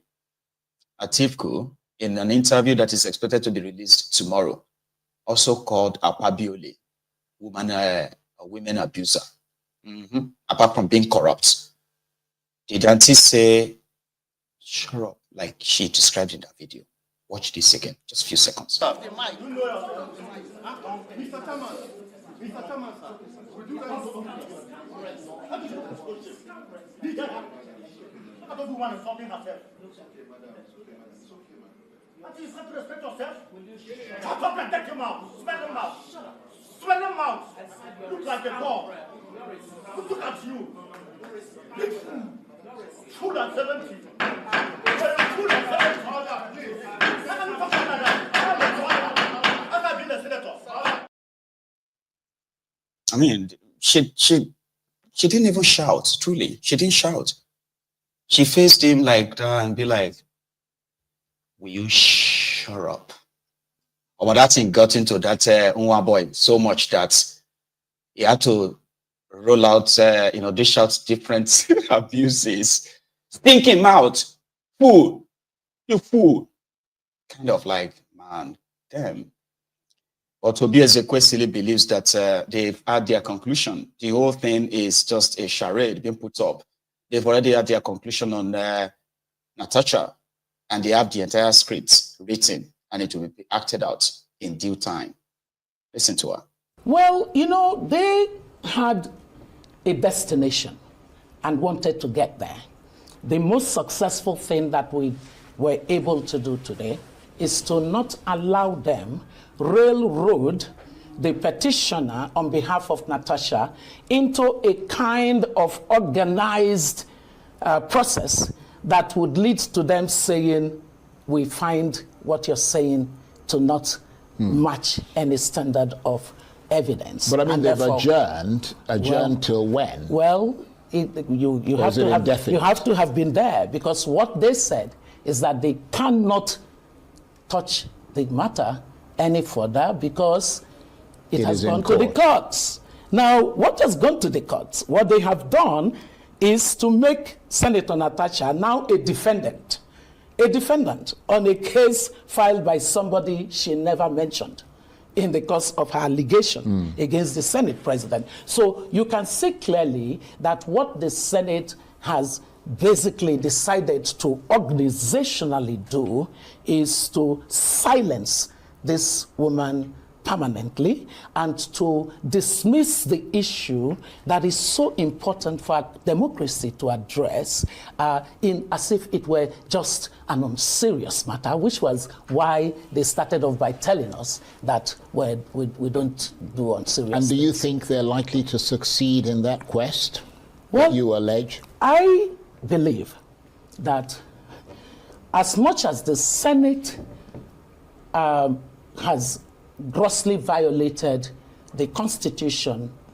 almost in a habitual kind of way, by simply not respecting that Senate rules are, the Constitution and the laws of the land are higher order than their internal rules. You know, in the United States, they have Senate rules, but the United States Senate does not consider the Senate rules. The rules are rules to guide the way they do their business. There is no way that rules can become superior to the Constitution and the laws. So what we saw was basically a determination to shut us down by saying you are, in fact, they said exactly that. And it was, it was in a conversation. The person there were different degrees of the behavior of the senator, the senator today. There were different degrees of it coming from different senators. There were some other senators that were, very, very professional in the way they responded to our dialogue. But what became very obvious is that the idea that we as a people are so easily swayed by the superior powers of the people that hold the levers of authority in our public institutions. And people that needs who to end. Voted in by the people, ostensibly. Well, I'm glad you used the word ostensibly, because I would be surprised if we did a proper audit of our electoral process and our elections, whether the number of people who would come out clean as having been voted and therefore holding the legitimacy of the citizens is actually significant, as we would hope. But one person whose legitimate is Senator Natasha. Well, Somebody said that it's because one boy was interrupting her. That's why she told him to shut up. And that's exactly what she said as well. Like, we're trying to clear something when they said we couldn't talk. Then you said you wanted to talk. You are here to talk. Like, will you shut up, man? While others are saying that she shouldn't have told a senator to shut up. Anyway, all of that happened. The next story tonight is that of Asari Dokudump and the Olu of Warri. But before we get into that, I want to use this medium to quickly ask you for two things, or maybe three. So the first one is that that you are here and you are still here right now means you probably enjoyed this conversation or this expose or this program, whatever you want to call it. Now check if you have actually subscribed onto Mayegun's Diary Politico, to be sure. Now, if you have, thank you. Now, check again if you have actually liked and shared this broadcast since you joined. Check it again. We currently have over 2,000 of us on YouTube as we speak, and over 100 of us on Facebook presently. but the likes on the broadcast does not reflect that. So can you take a minute? Not even up to a minute. Can you just take 5 seconds and like the broadcast? Thank you. So the last one is just to bring this to your subconsciousness, and that is the ongoing fundraiser I am putting together for my for my studio's upgrade. So far, so good. I have raised 110 pounds. That is like 1% of the total target. Now, this particular one is pretty much voluntary, so you don't have to if you don't want to. Or if you are pretty much in support of Mayegun's Diary Political and what I do, now this could be a chance of supporting what I do in order to do it better. So there is a link in the comment section that you can use if you want to. So thank you very much for that. Now let's go to that story. You've heard about Tompolo and the Tatiata or something. Tompolo is the former militant in Niger Delta, like Asari Dokudom. Now, since Jonathan's time, right? Tatiana, Tatiata, yeah.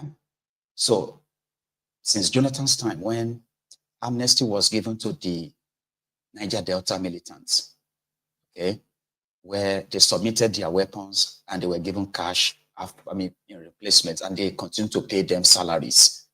In Niger Delta today, they have tens of thousands of young people, maybe not so young anymore, collecting stipend from the federal government. And this is just to reduce the tension in the Niger Delta against the government installations and what have you, like pipelines and all that. So when Jonathan became president, the Nigerian Army, Nigerian Navy, and Nigerian DSS and all Nigerian security agents probably became incompetent in protecting the national assets in Nigeria, that the government of Nigeria now signed a contract where the militants that are always blowing up the pipelines were given the contract of protecting the same pipelines and we are talking about a multi-billion naira contracts under Goodluck Ebele Jonathan, which was one of the reasons why Asari Dokudom, right, despised Ebele Jonathan so much. Because according to him, he never benefited, except for the amnesty money that is being paid. He said he never benefited. So when Bokwari came to power, Asari Dokudom, who openly at the time also called out Bokwari as a failure, but nevertheless, Bokwari never terminated what was their agreement, amnesty agreement. But he also said he was able to form his own security group, militant group, that became, hired guns for Bokwari's murderous regime.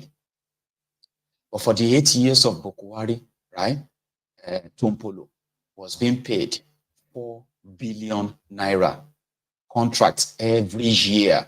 And that's a lot of money if you come to think of it.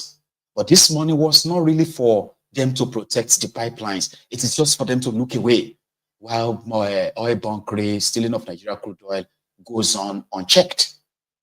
Now, long story short, right?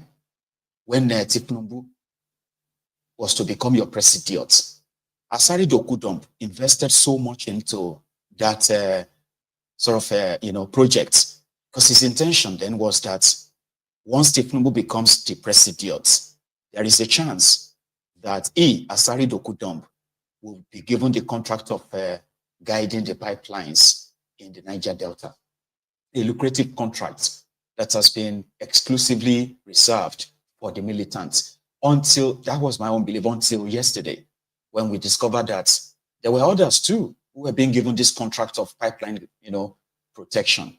You see, the job is actually not for them to protect the pipelines. It's for them to look away. So you can pay them so that they don't blow up the pipelines. So the Olu of Wari is a king who also, before he became king, according to what I heard, he has been given this similar contract, but wasn't as huge as what they recently gave to him. Now, according to those around the Olu of Warri, they said all the pipelines, Nigerian pipelines in Delta State, right, currently is being protected by him, while others are saying he just single-handedly got all of that. Thiefnubu gave all of that to this Olu of Warri without considering other interested parties in the Niger Delta. Well, you may be asking, where is this story going? Well, there's so much to unpack from it, okay? Apart from the fact that this continues to show you that you do not have a real country, a country that cannot protect our own people from terrorists. It's also the same country that cannot protect the supposed national assets. That the corruption in the system is so huge that the people that are known for bombing and blowing up pipelines and stealing crude oil, as you know, is being gazetted in that contraption, are now those given the contract of protecting what they ordinarily just use. Okay, so that's a very clear textbook definition of a failed country. Here you get me now. It's like America having to give the contract of protecting a certain part of America to some armed sort of militants, simply because the American government does not have the resources. Not that they don't even have the resources, but the corruption, here you get, will continue to make it more lucrative. So somehow, I don't know who tackled Asari Doku dump on this. So he started the story. He actually told us the entire story of how it all went. The pipeline contract in Niger Delta of Nigeria. Asari's story. During the time of Goodluck through Nimasa, through Akoblokemi, awarded coastal protection contract to Tompol. A group of myself, I'm Enawa Tomateka of Okoshiri, Boilo, Igberipapa, Farah, and everybody went to meet with the president, former president. And he said the contract was meant for all of us. And we left that place. We tried to communicate with Tompolo. He said the contract was exclusively his. We did not want to raise highbrow. 144 million US dollars that he was giving a year. He did that contract for 2 years. He did not give anybody a dime, one kobo he did not give anybody. We didn't do anything, we just left him. Today, Transnimbe line that he got the contract. Now they said they are lying to people that Olu of Warri is the one who have Rivers State. It's a lie. I am talking of Calabar. I'm not talking of Rivers State. The line that passed through Calabar, 83 kilometers of pipeline passed through Calabar, passed through my native Kola, passed through my native Edama,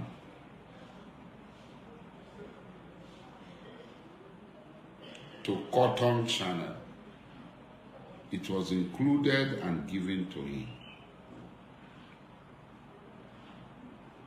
And people said, he's not a greedy man.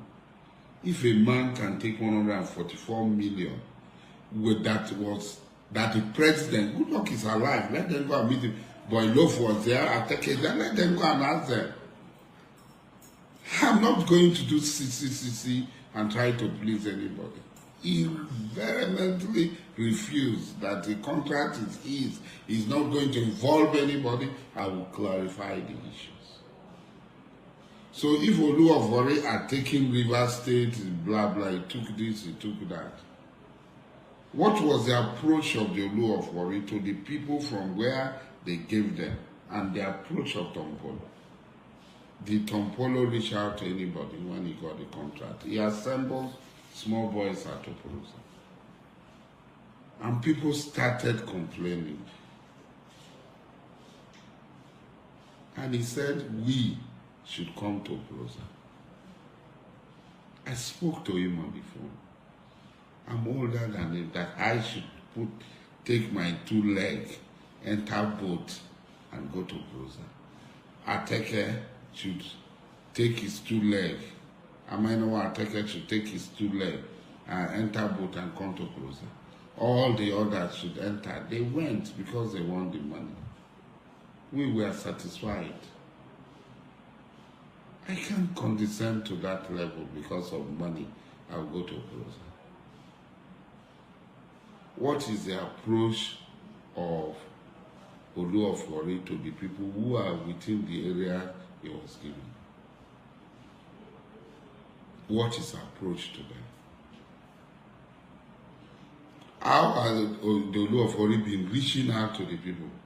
Did he sit somewhere and be sending people? Or even if he sent them, did he ask them, all of them, to come to Oby Ezekwesili or to worry to come and meet him in his palace? These are questions. Did Ona-Ofun-Nuga sit in his palace in Warri or Oby Ezekwesili and say, everybody come and meet me in my palace, everybody come and meet me in my palace? Did he say so? Did he do that? People know that Ona-Ofun-Nuga did not do that. You have to humble yourself to interact with other people, to make other people see reason even if they don't want to see reason. But when you are arrogant, you are this, you are that, you now ask me to come to Opuruza. You now ask Amainawa Ateke to come to Opuruza. You ask everybody to come to Opuruza. Those who want to meet in Opuruza have come to Opuruza. We will not come. I will not send anybody to Opuruza. I won't. I will not send anybody to Opuruza.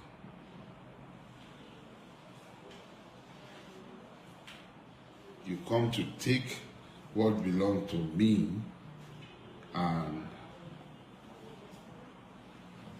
there's something, it's a scam. Or that Tompolo cannot be deceiving people. Let us have the coastal surveillance. Did he give anybody? Like I said, no lay him want, no lay him nine money, nine like money now. No lay him when money they sweet for. How many times would they tell you before you know that Nigeria is not for you? Ah! Now they never leave you.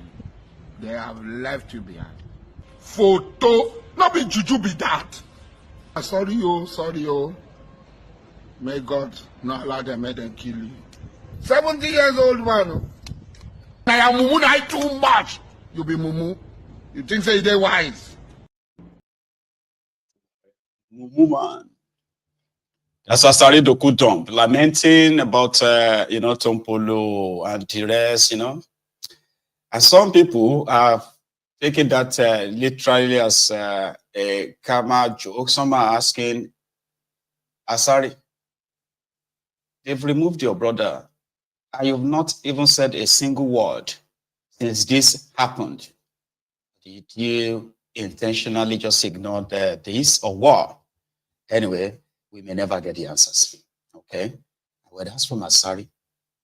I am almost done with my time, and I still have stuff to share here. I mean, I just never really finish, right?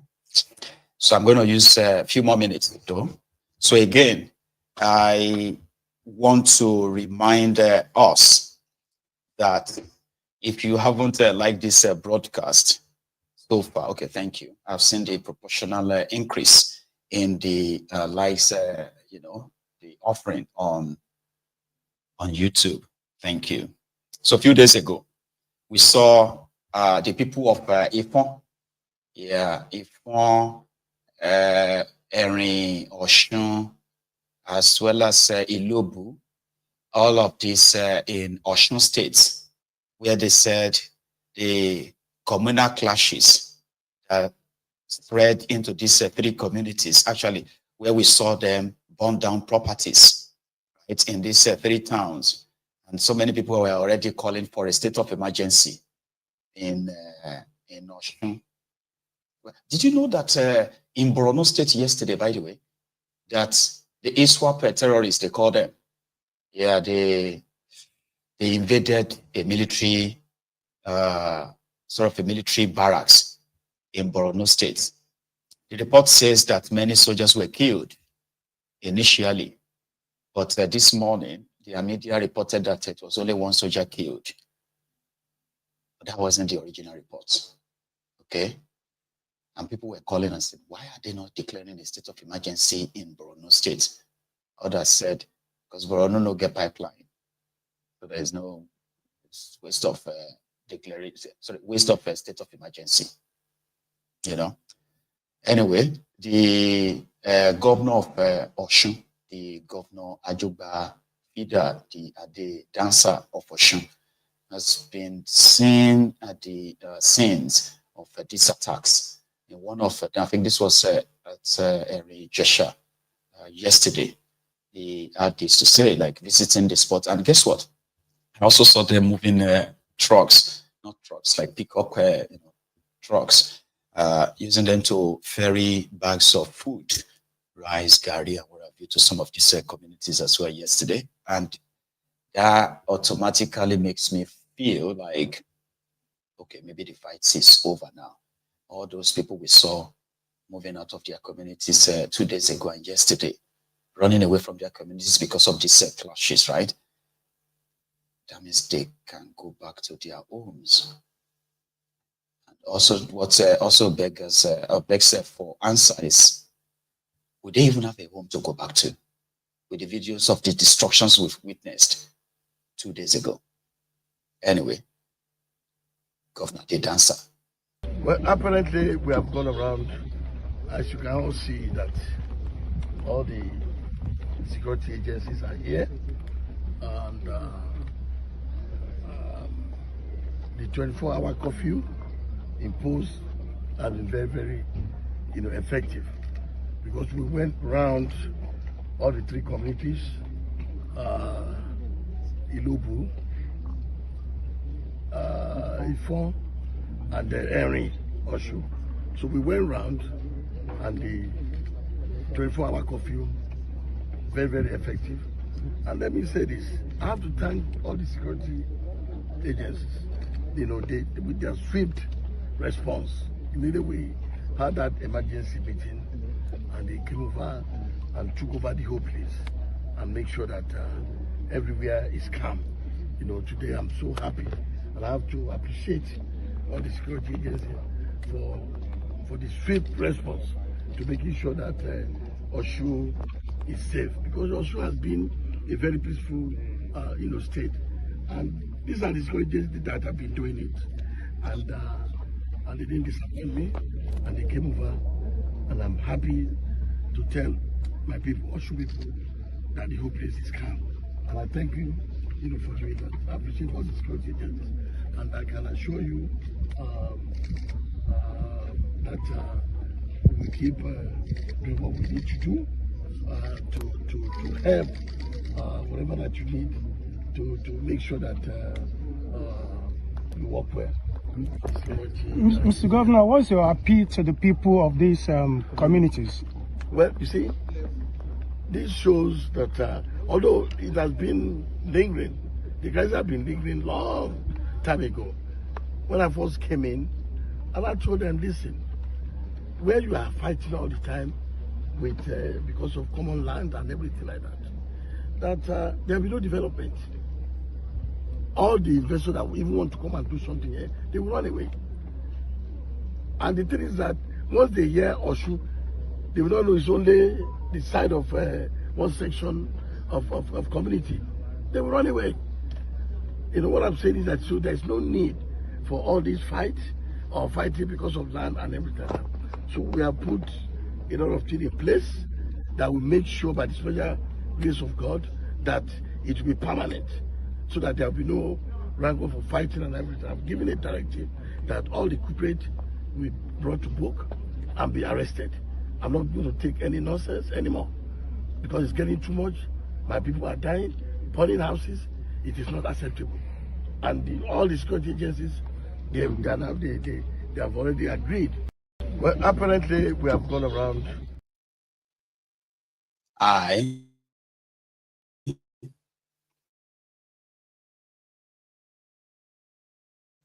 also saw where he was giving them a check, and I think it's also towards this, these destructions, right?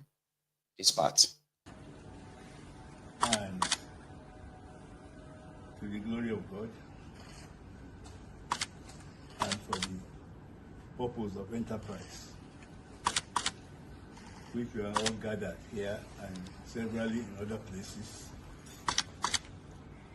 to the glory of the Honorable Minister, who has done exceedingly well, and the Excellency, the Executive Governor of Osun State, Chief Ademola Asiwaju, Asiwaju, the dancer. Well, tonight won't really be complete without us hearing from the Tinubu is a terrible president. Campaigners, I'm talking about the 30 days rant challenge. President Chairman even sent his own rant.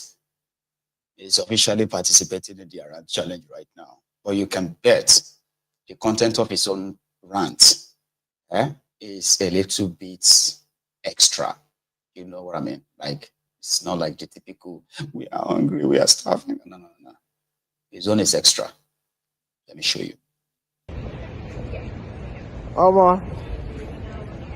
This 30 days rant, don't let anybody intimidate you. No grief for anybody.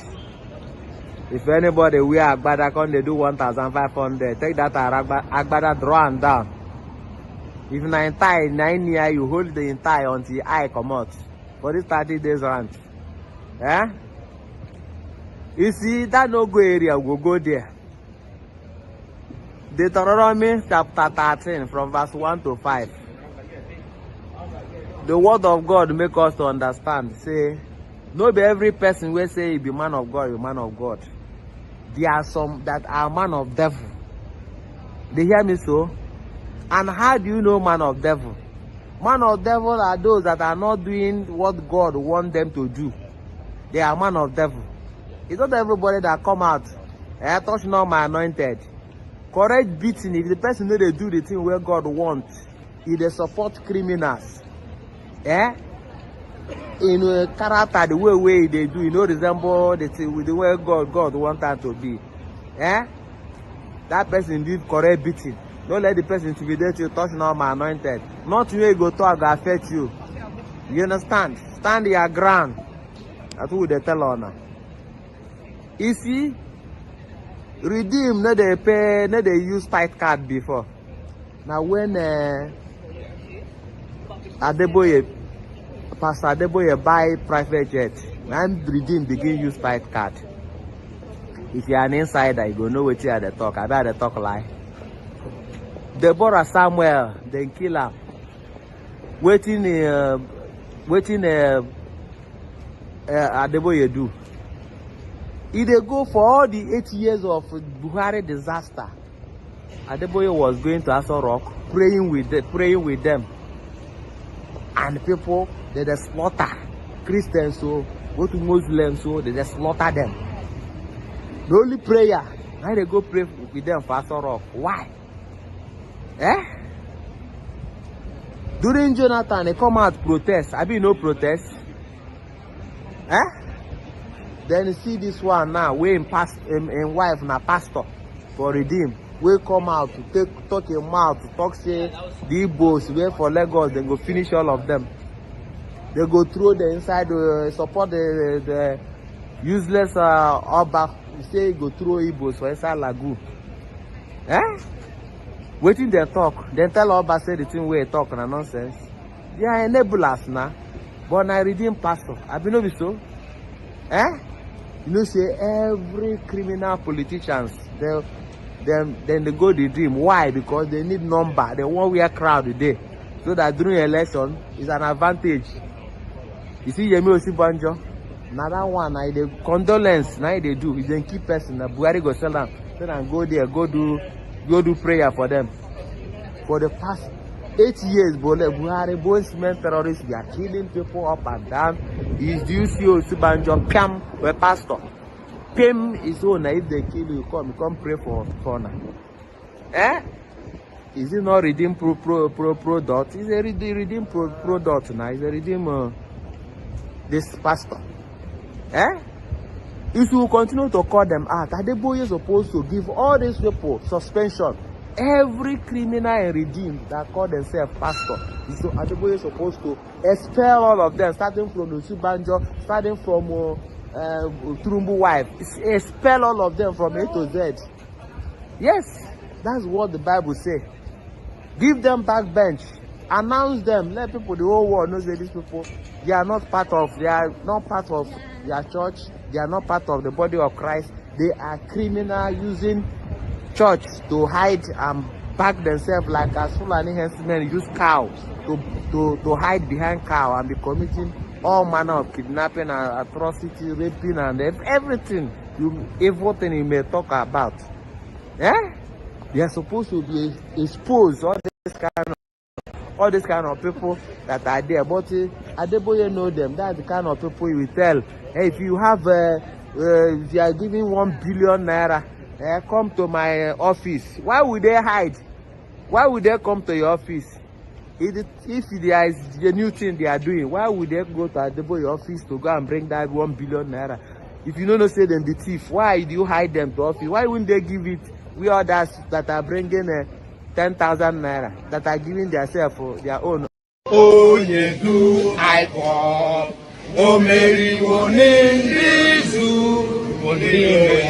Abakare, Mama Baora, Unapuri Mary Nandi, win the war. Python that's 1, Python that's 2, now Python that's 3. Unapuri Mary Nandi, win the war. Python that's 1, Python that's 2, now Python that's 3. Unapuri Mary Nandi go onye du aimo o meri woni nizu ngiroya abakare mamanda mora unapuri meri Nandi win the war. Python that's 1, Python that's 2, now Python that's 3. Unapuri meri Nandi. The Prince. Thank you very much for that, your own rant.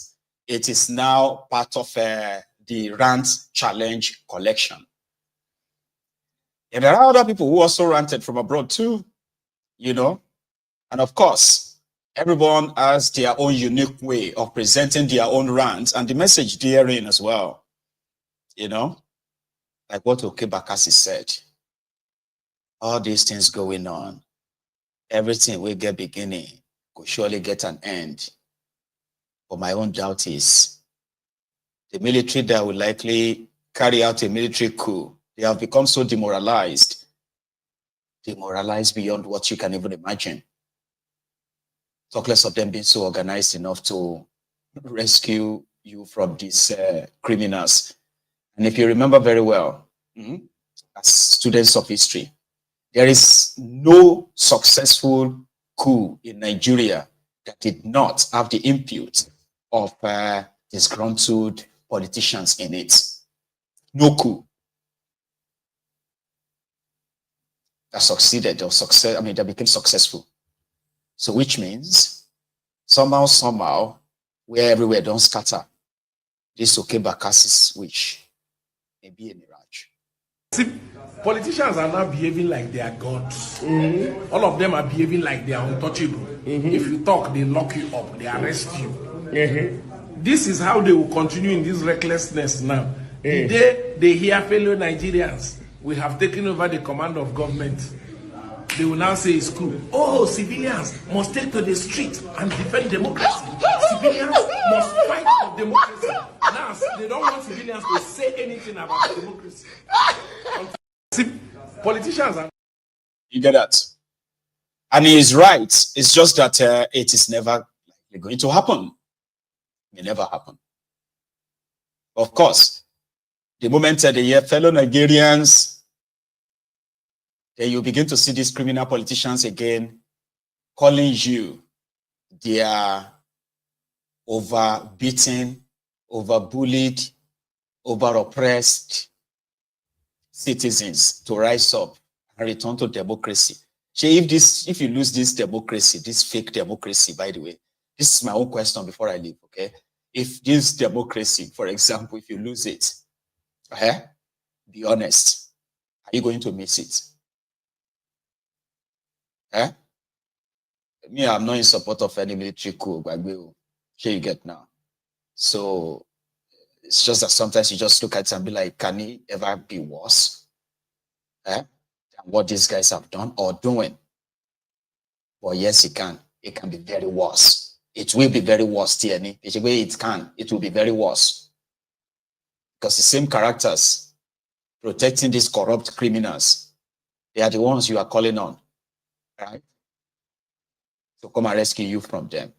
So they are not different from them, except for the different types of clothing they are putting on.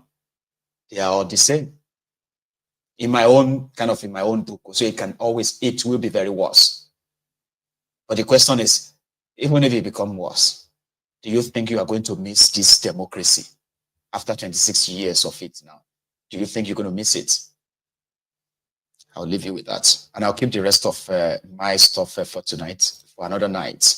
Okay? So we are going to take calls and then we'll call it a night. Okay? So listen, if you have to go, remember, like the broadcast, okay? Like it, share it before you leave, all right? Or if you are staying back and you want to be part of this conversation, and I kind of want to believe that the line is pretty much working. So let me get that up. All right. So when I come back, I am going to take calls. But listen, a very big thank you to you there. It be like say, I go begin to call your names now. Should I start calling names? I'll be like, what are you, what's going on? Like, why have I not heard from you? I'm just joking, okay? So I really, really appreciate every penny, and every pound, or every dollar that is put towards this, my own call for help. I don't know if I'm doing it right. And the reason why it's pretty much not really, growing as it should. But anyway, I'll leave it for what it is for now. But again, please, if you come across the link of the fundraiser, remember, it will be you contributing to the advancement of Mayegun's Diary political crusade, and every penny counts. Remember that. So I'll take a short break, come back in a minute or two, and then I'll take calls where you can also contribute. Please don't go anywhere if you don't have to.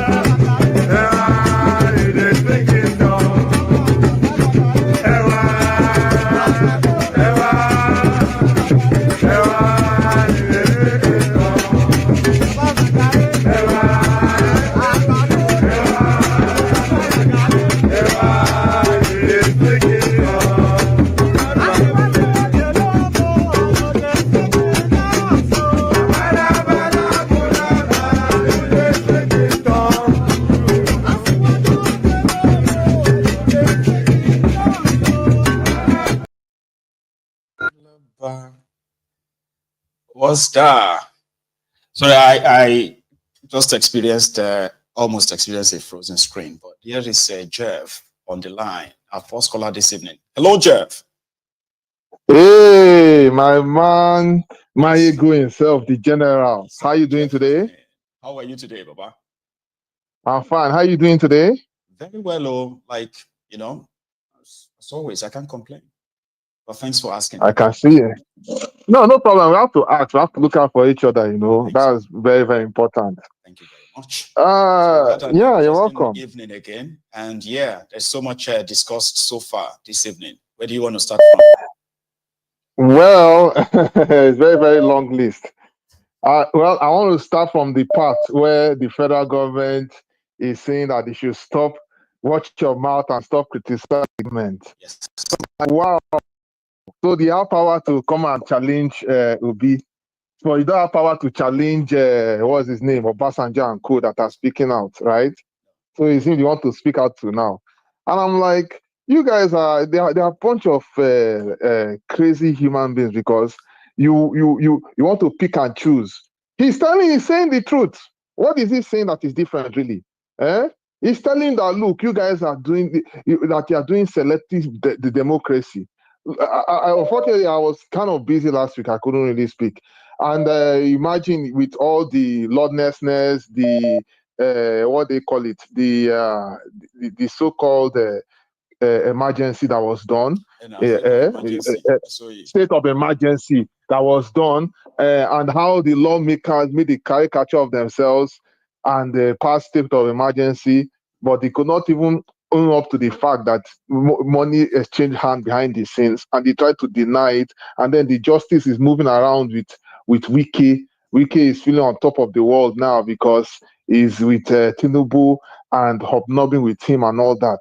You know, it just shows how crazy they are. And of course, even the guy arrived to TV actually explained everything, how these things are ought to be done.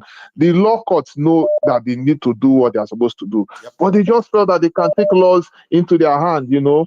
And then Obi is letting them know that everything is going, look, that things are falling apart. Everybody is letting know that things are falling apart, but they want to think they can force it on like and sinker.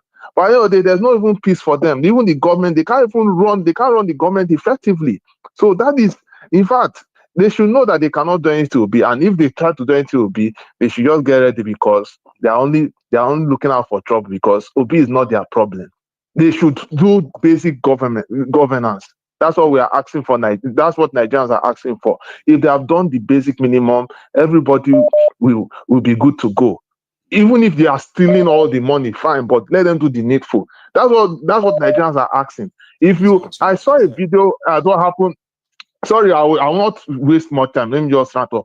So you saw what happened in for instance, I saw a video clip that happened in Abia State where Governor Oti randomly went to visit some hostels and he was shocked. He was shocked and was like, wow, is this what his colleagues couldn't see all of this? Because they were also carried away, all carried away. They couldn't do the basic minimum. People are living like as if even a zoo is even better off than where students live and even have basic education. So it just goes to show the kind of rot, and they want to sustain this rot year in, year out, from one regime to the other. It cannot stand. It cannot stand. And so at the end of the day, it's beyond I think the government needs to understand that that it must give us back what is, or else something is going to happen in the long run. Meanwhile, I want to speak about the Natasha recall this thing. You see, INEC, they got away with the 2023 election madness, and they feel they can do the same nonsense again. And they got away with other stupid elections they did in Edo and in Odo State. And they were trying to, because at the end of the day, what did Natasha do? Natasha, she might not be the best of politicians. She might have her own issue. She might have her own issue. But what you need to understand is that she's even the best senator. She's doing far better than the so-called Senate president as of today. She's a better senator, correct? Because if you go and look at the project she's doing in her constituency, you know that she's out there for business. Out there for business and making sure that the people get back governance, not that they will just go sit down in the parliament and say the eyes have it, and then they'll go and share wheelbarrow and plate of rice. Yeah, it's crazy. At least it's impacting their lives. What have these other senators done? What have they really done? Have they done it? Have they done the new? Exactly. Yeah. What have they done? It's a question for another day, but let me pass the baton to the other guys. Thank you. All the best, man. So you too. And you too. You stay safe, okay? Very good one, sir. That's Jeff. I have another caller on the line. Hello there. Hello, my ego. Hello, sir. Is the first caller. You are a first-time caller, are my you? name. Yes, I'm calling from Japan. From Japan. And your name is? Yes. My name is Osaiku Woman. Say that Robinson. again, sorry. So, Osaiku Woman Robinson. I'll take Robinson. So, okay. And I'll take Robinson from Japan. Now, this is how first-time caller. Thank you very much. I've been anxious to call you all along. I've been listening to you for over 5 years now. God bless you. And here you are, finally. Thank you. I love what you are doing for us. Do you know, Mayegu? I left that country because of Ogbeha. Governor Ogbeha Ibini, because of the shooter side. And ticket that time was just 11,000. So finally, my mother died about 3 years ago. Sorry about that. And before Tinubu was sworn in and on the rest, and I now make up my mind that I will never go to Nigeria when Tinubu is still in power. You are not alone. Because there's nothing interesting, there's nothing to write home about. And in short, all his effort is a disaster. You know, even the Senate President, Akpabio, is a thief. Ole is a thief. Career one, no. It's not just a petty thief, like no. Thief. Go on. That is the truth. That is the truth about it. So I just make up my mind, Mayegu, I will never go to Nigeria. Yes, if he's still in power, unless if he's removed there are so many people or called by God. Like the way you are currently feeling. These are people that they are not like Mayegu, who put his face out there, doing all this what I do all the time, which automatically makes me put a target on my back as well, right? I'm talking about people who are very, very reserved, private, quiet. Yeah. But when they looked into Nigeria and the state of things, the lawlessness, the lack of rule of law, the impunity, and all these things, they just feel like, you know what? I don't want to be part of this. And they've sworn to stay away from Nigeria. And you are not alone. There are many people like that. Many. I know.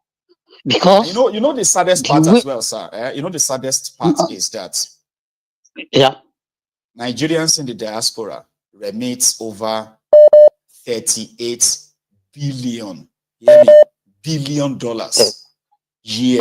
into that country from all over the world.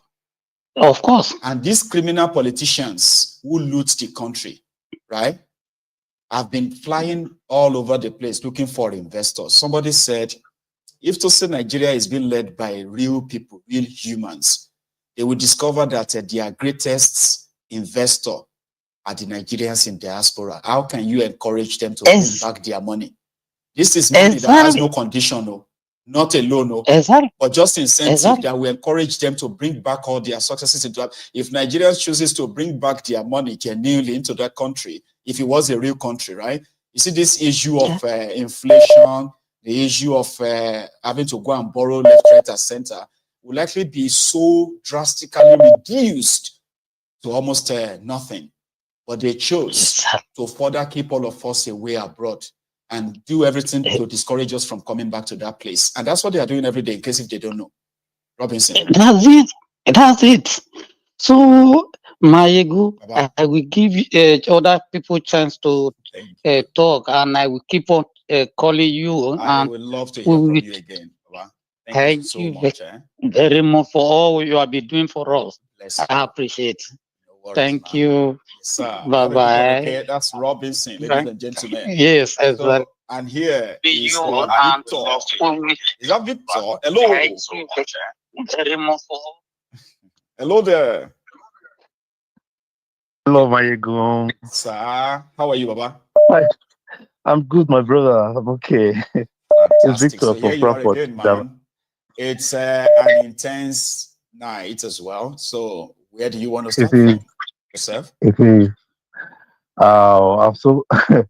It's so amazing. I was really dumbfounded, watching that show of shame between between Dr. Oby Ezekwesili or what have you. Yeah, unbelievable.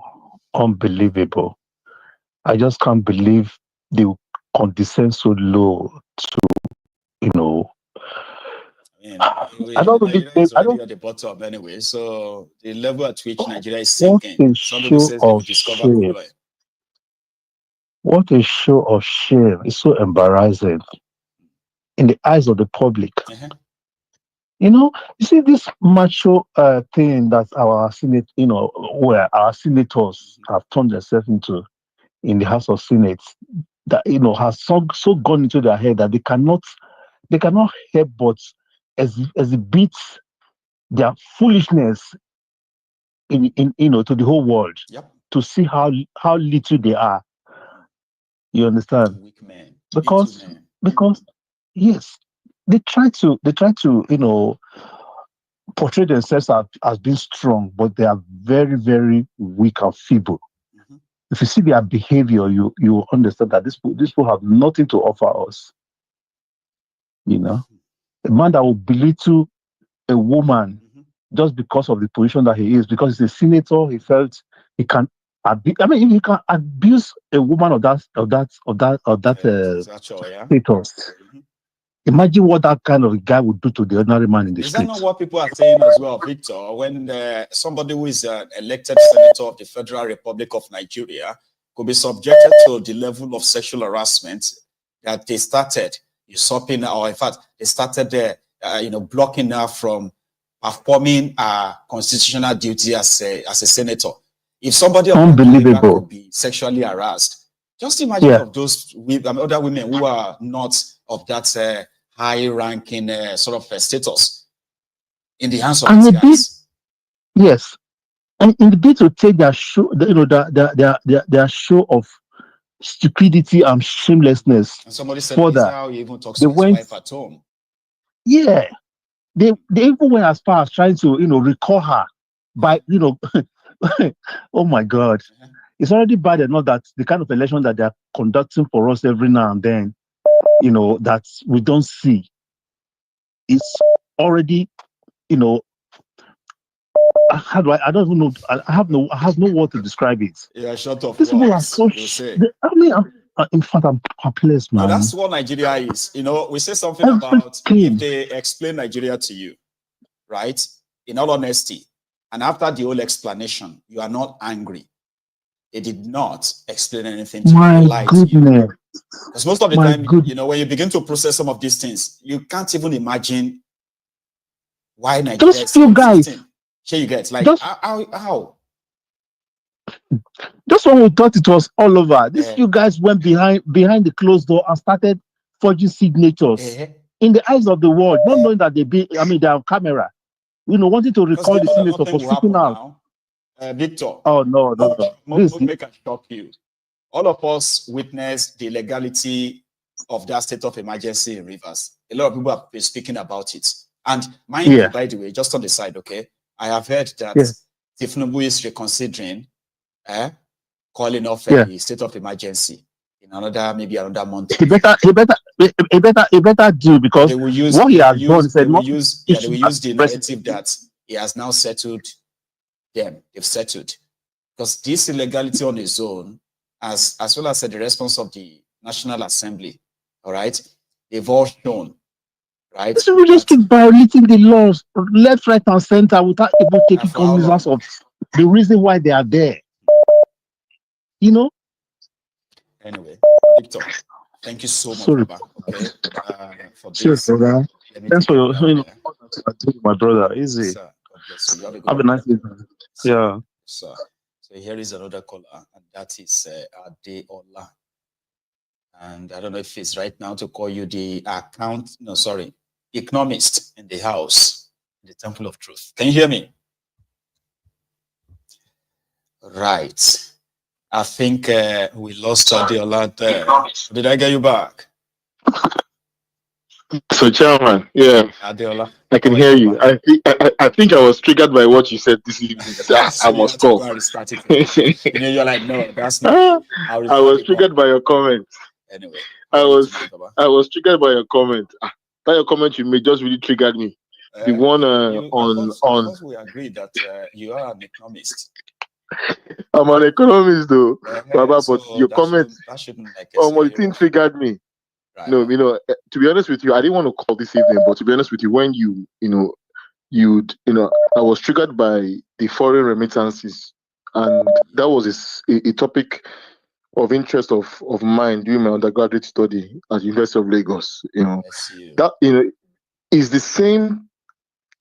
Is unbelievably worrying, to say the very least, that that argument of foreign remittances by diaspora is ongoing. It was a big diss to Obasanjo at that time. That was when I was still in school during Obasanjo's time. There was a cartoon of Obasanjo in Business Day back in 2022 or so, 2023-ish, and they were dissing him for globe-trotting, whereas what he was looking for was in a Shokoto. And that is the foreign remittances. Is remittances from, we are the real foreign aid, Baba. Let us clear something. Baba. If anybody, for those of us who likes numbers, right, Adeola? Yes. I love numbers because number tells a lot of story, and you cannot, right? You cannot use fictitious figure to discredit credible figures. Sure, you get now. So numbers really, really matter. Okay, but go on, Adeola. So that was the challenge that time, in terms of how can he monetize and how can he coordinate foreign remittances into a strong institution as a funding or as an alternative pipeline for funding. That was the whole idea. And there was a lot of rigor attached to it. Even Okonjo-Iweala, made strides in bringing up diaspora bonds, those things. See, Michael, they moved away from being lofty ideas to things that are actually tangible. But the problem lies because the Nigerian political institution is not credible. It's not a credible institution that you yourself would wholeheartedly want to buy any diaspora bond. The system is not structured properly. So at the end of the day, you might have all these, it is clear cut that you can use those remittances as a strong block to build. And that block you're building will be bolstered by additional interest from people that want to invest in that country. So at the end of the day, you will not even have to go about borrowing. But because that system is not structured the right way, nobody can say, okay, it will hold what in the system. There's no confidence. And the confidence has been so eroded that majority of those who went back during Obasanjo's time, majority of them regretted it. Majority. Because years later, all those sort of like achievements, right, were completely eroded, written off by the subsequent economic, this, and most especially when Bukwari became their president. People began sort of liquidating whatever it was they've gained over the years and looking for elsewhere to run to. APC has been the greatest disaster to happen to that country. Seriously. And yeah. So Michael, in all, even this, there are so many, there's a lot of proven evidence that the rule of law, we don't have a rule of law. We don't have rule of law.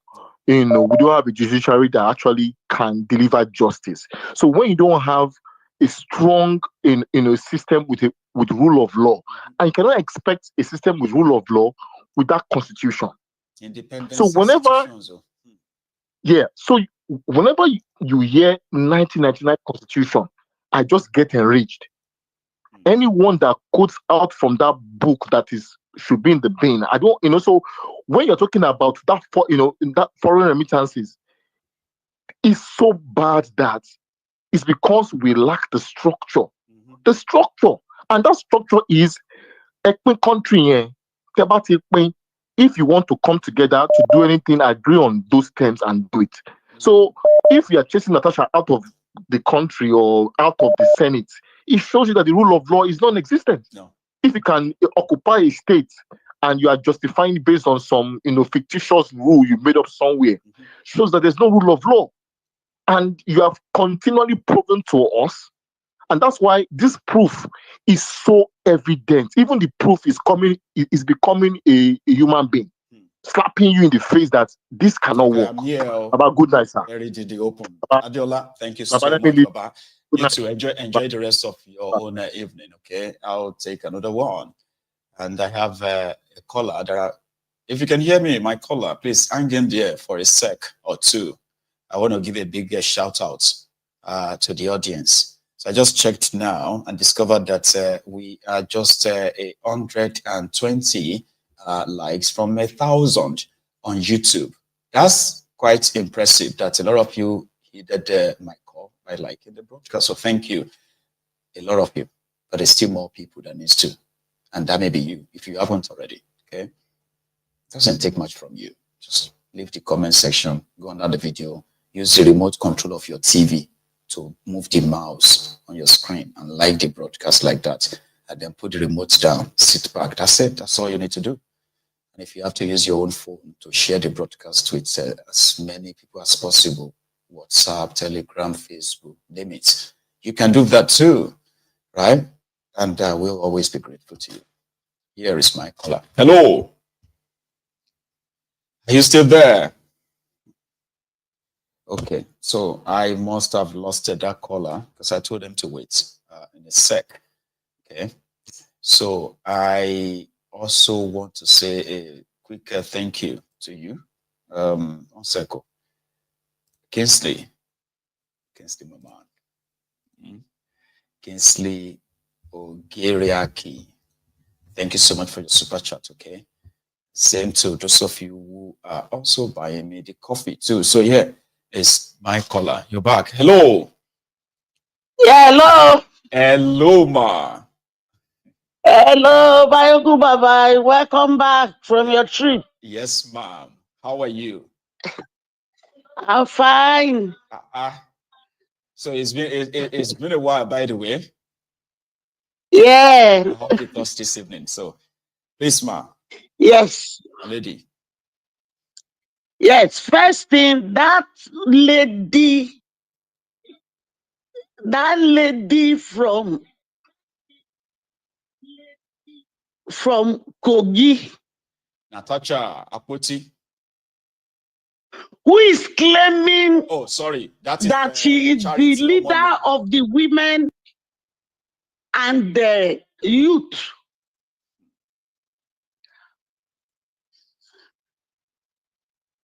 Go on. We can all hear you, ma'am, please. Trying to call back Natasha.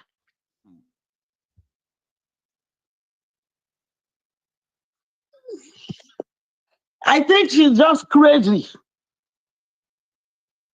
Whatever she thinks she wants to do, she cannot succeed. That. She cannot pull it.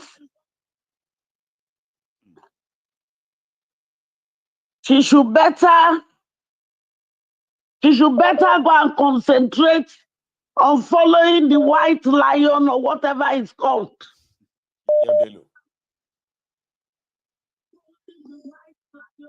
So you will need. Can you hear me, ma'am? Right? Can you hear me?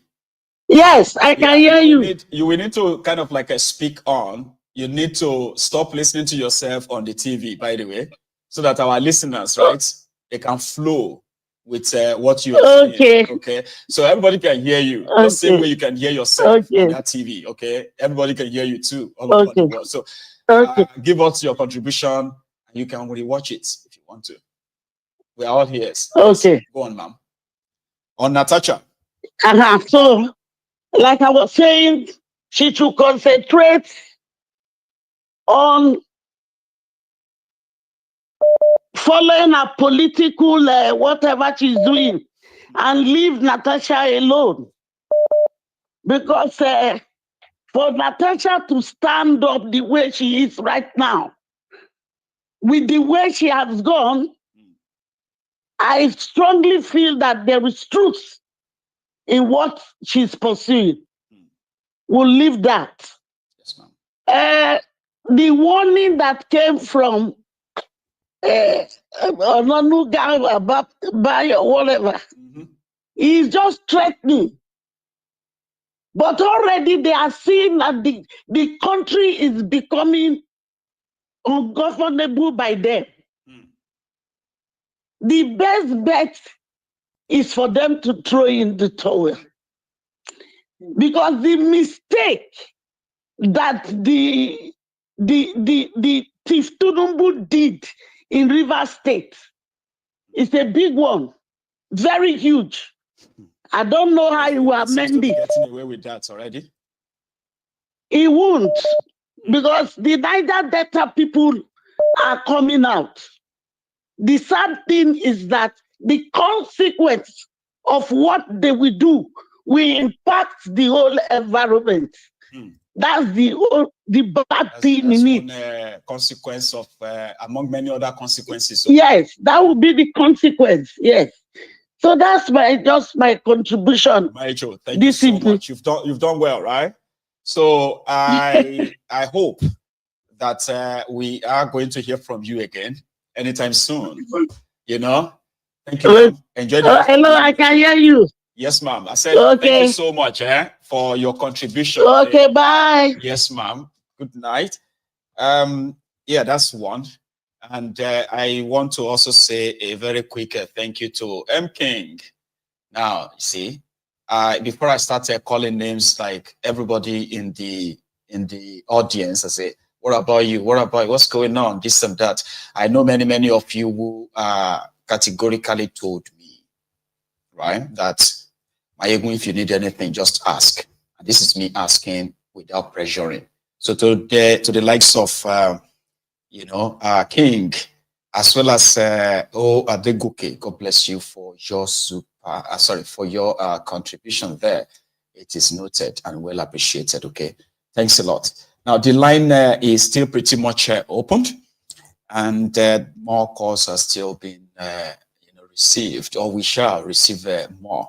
So if you want to join in contributing to my efforts in raising fund for my own studio upgrade, the link is right here in the comments. Use it, and like I said, every penny actually really does count.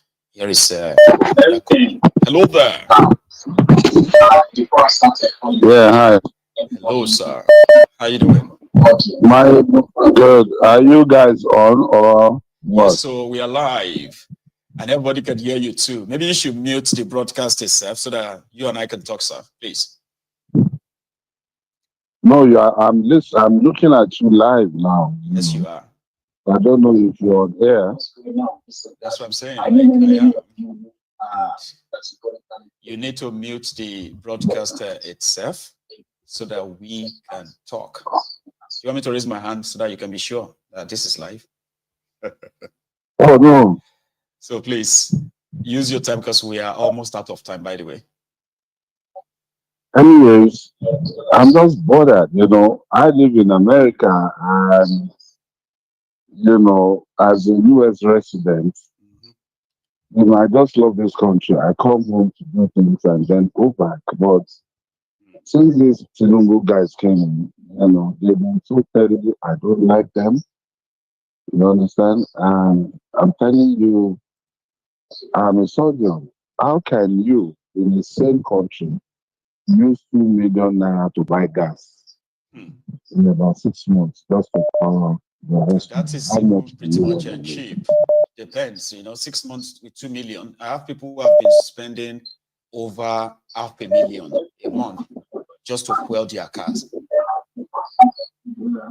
It's crazy. Nobody does that. No. It's like people paying for first world products in a third world country. That's what it is like. If you check how much people are paying for electricity in Nigeria, I mean, I don't pay that in the UK, and I enjoy 24 hours electricity. Look, when I was living in an apartment in Delaware, right, I used to pay $9 to $10 a month, and just despite the fact that I have 2 kids. Yes. So how come you are in Nigeria? The bills are just too many. Spending hundreds of dollars on electricity, on darkness. Anyway, keep on doing the good job. I don't know, but it's crazy. This Natasha thing will be the downfall of their government. You know, the thing is escalating. It's escalating gradually. It's escalating. Every day it's escalating. Look at what is happening to Ezekwesili, you know, with that. Yeah, Obi. Look at what happened today to Obi and that stupid senator saying a senator, my friend. Like you do know. And the body language of the Senate president, nobody can tell me because I can profile him. He did that into that girl.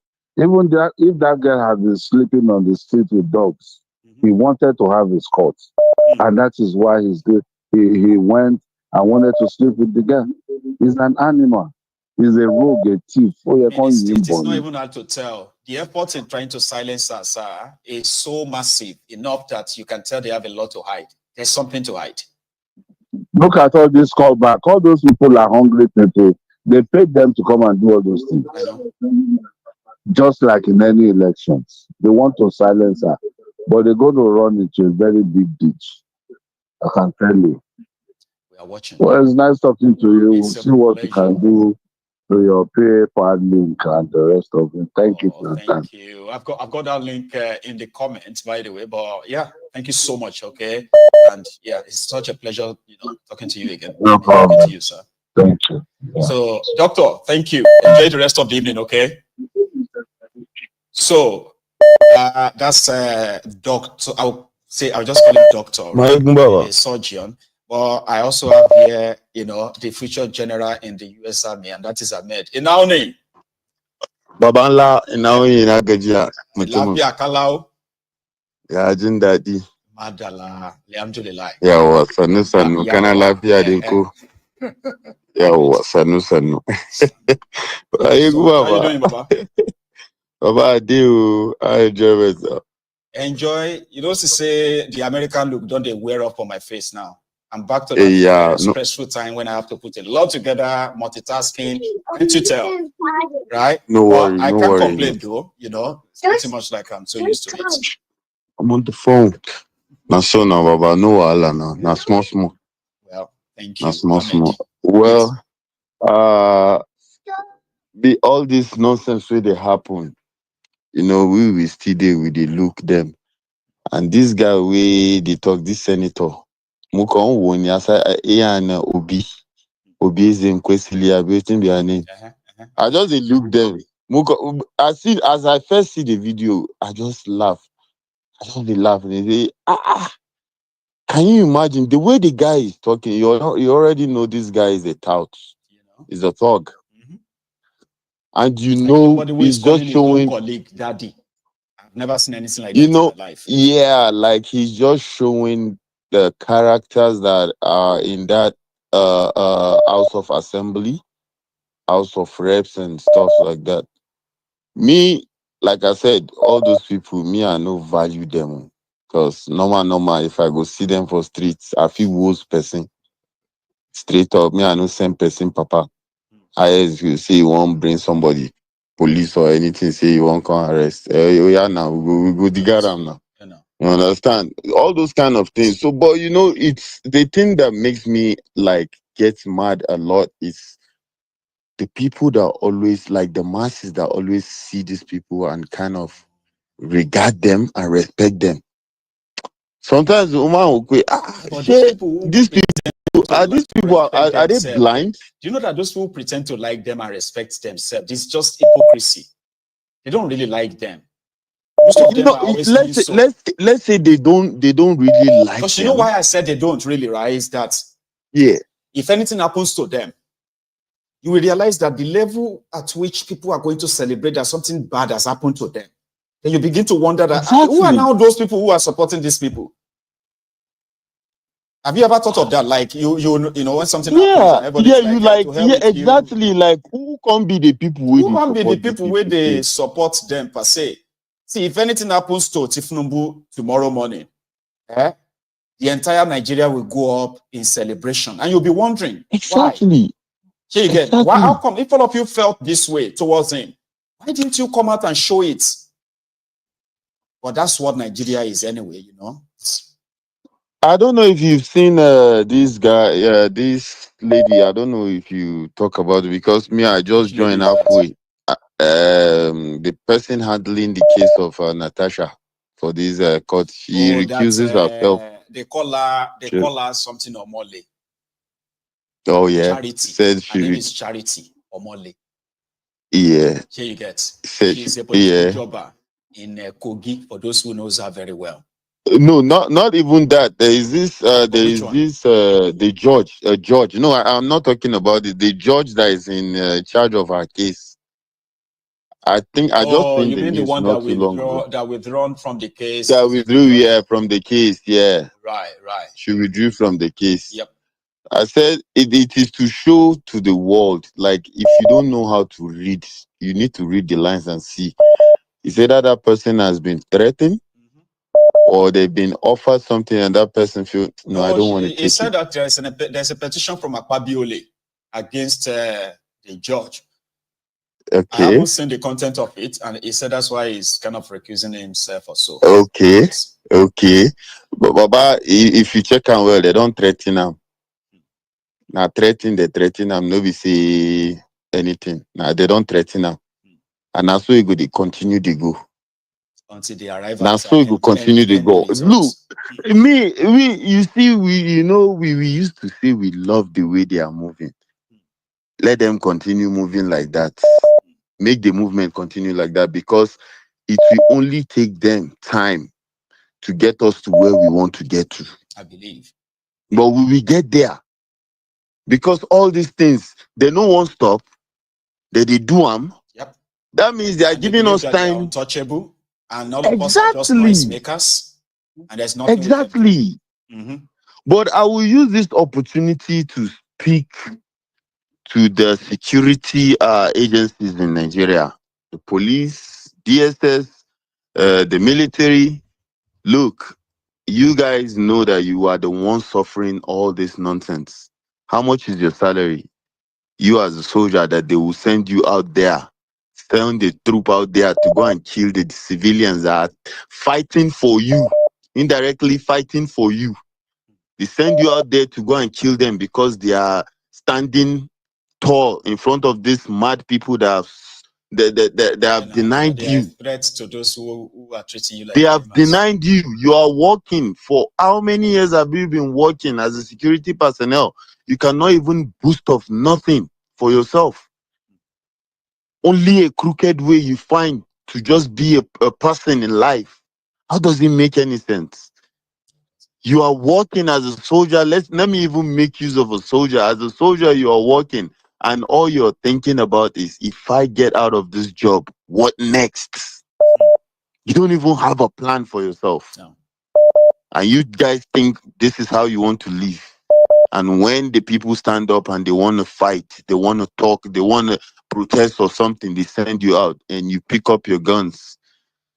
Trigger happy, Avi? No, Allah, you go touch everybody. Last. Ola around Kongaza, around Kongaza. last everybody last ọmọ adá gbogbo ẹ̀rú ni ọkàn gbogbo wọn ní balẹ̀ ọkàn gbogbo wọn ní balẹ̀ wàhálà Mayegun. Thank you so much. You have a good one. All gbogbo ala máa jẹ breakfast àsìkò tó ní kálukú máa jẹ tiẹ̀ ọ̀tọ̀ọ̀tọ̀ ni Sumabila. And that is the Prince Adewale, the African Wahala. You are on. How are you, sir? Yes, sir, my brother. I'm good. Great. Thank you so much for calling in again. And here we go. We're almost done, though. Our time is almost like up. Yeah. Thank you for the great program. People, I implore you to, just show some, thankfulness, gratitude for this great program, and click on the GoFundMe button or any other avenue that you can contribute. Just to back up what Ahmed just said, I saw a video of, and it's not even a video, we all know this happens every day, but these days it has become so embarrassing. Davido, music superstar, he was smoking ganja, and he was smoking the ganja inside a luxurious vehicle. The glass rolled down, and there was a Nigerian soldier running beside the car. The car was moving. The car was moving in slow motion. He was puffing it through the window to them, like. It wasn't like he was casually smoking in his car. That's different. Like you are casually smoking in your car. Okay? Yeah. Well, maybe, but it was puffing through the window, and the police guys were putting head in to try to beg for money. I saw it. Go on. Yeah. There were soldiers there, there were police, because they are slaves to either big pastors, politicians, celebrities. So as a Nigerian police, as a Nigerian soldier, you are equally poverty-stricken because Nigeria makes everybody poverty-stricken, apart from those that are on top and their friends. You as the soldier and the police, you allow yourself to be used to oppress your fellow victims of Nigeria, right? While you are still a victim and suffering and hopeless. The only hope for you to raise your children in a decent society is for you to be a slave, a houseboy.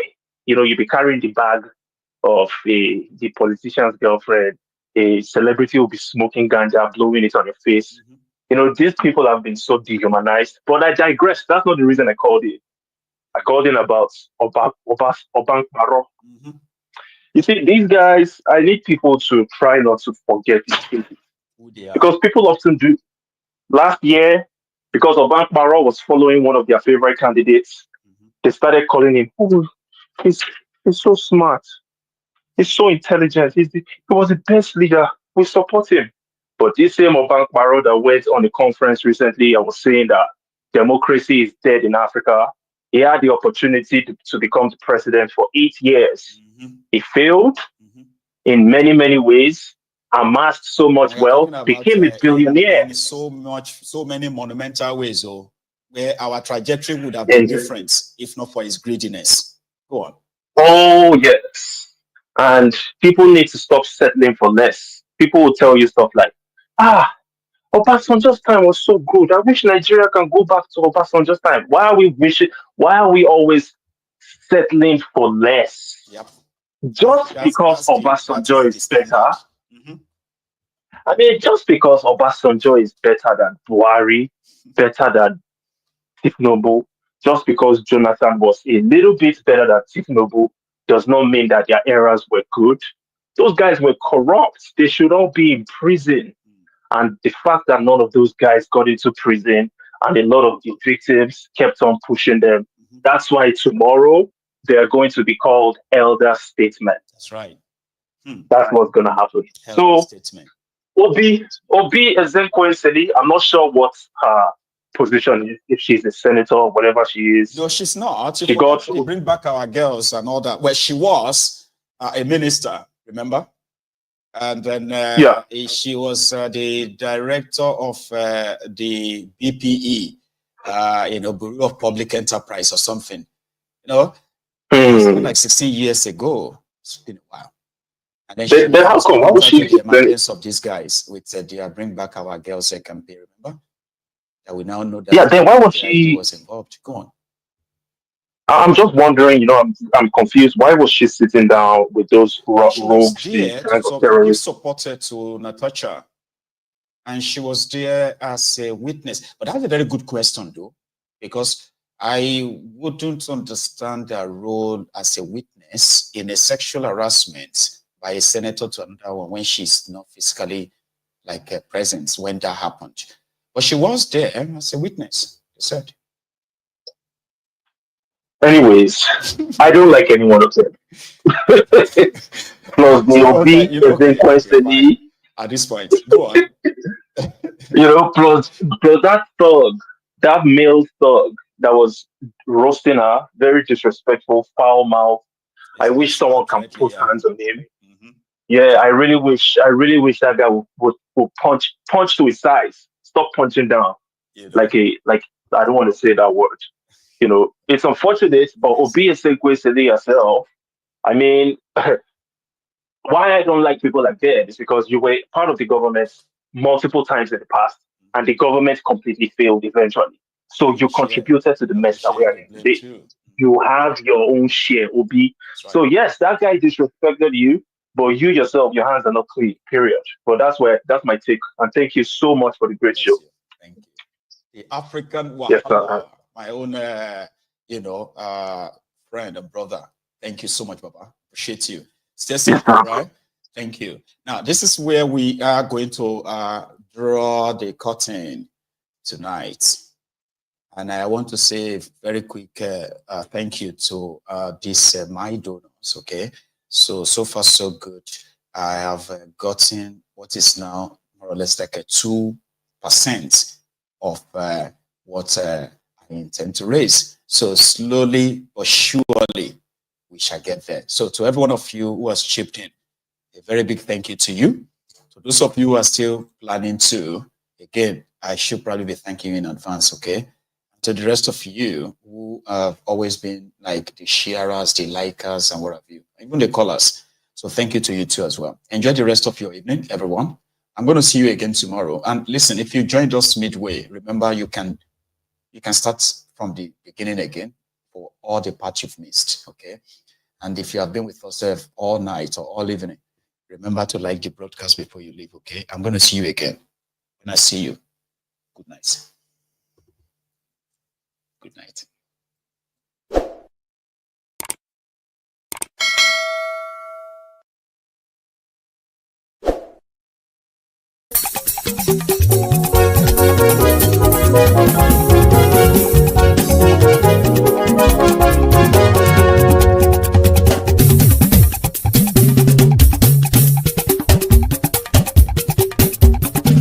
Mayegun làwa mọ̀ làmọ̀ tó dòdòdò.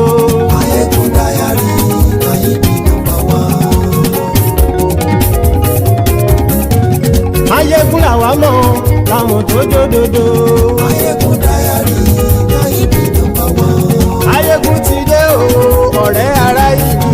Mayegun dayari Mayebi number one.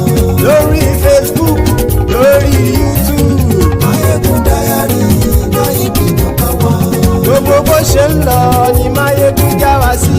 Mayegun dayari Mayebi number one. Àṣírí ọ̀jẹ̀lú kì í bò níbẹ̀ o. Mayegun dayari Mayebi number one. Bó bá ṣe eré àní Mayegun máa wí. Mayegun dayari Mayebi number one. Ó sì tún ṣe eré wàá gbọ́ níbẹ̀ o. Mayegun dayari Mayebi number one. Mayegun dayari politico. Mayegun dayari Mayebi number one.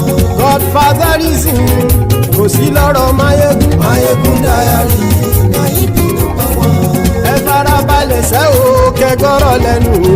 Mayegun dayari Mayebi number one. kámọ̀ tó dódòdó. Máyégún Diary na ibi number one.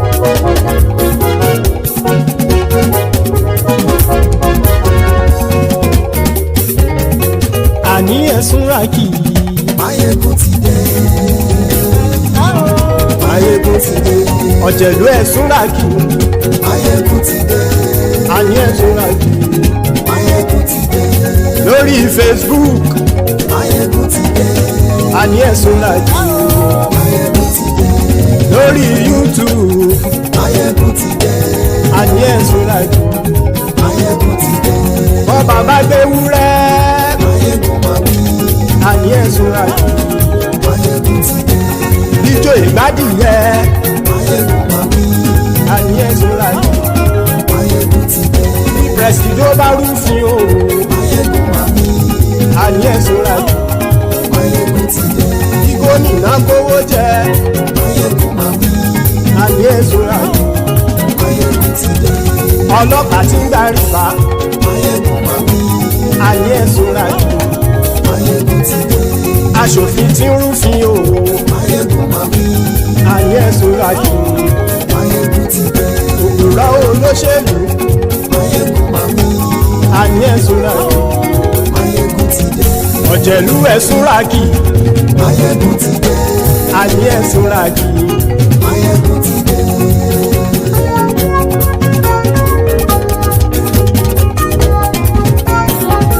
Máyégún ti dé. Gbogbo ọ̀jẹ̀lú ẹ̀sùn rákì. Máyégún ti dé. Gbogbo ọ̀jẹ̀lú ẹ̀sùn rákì.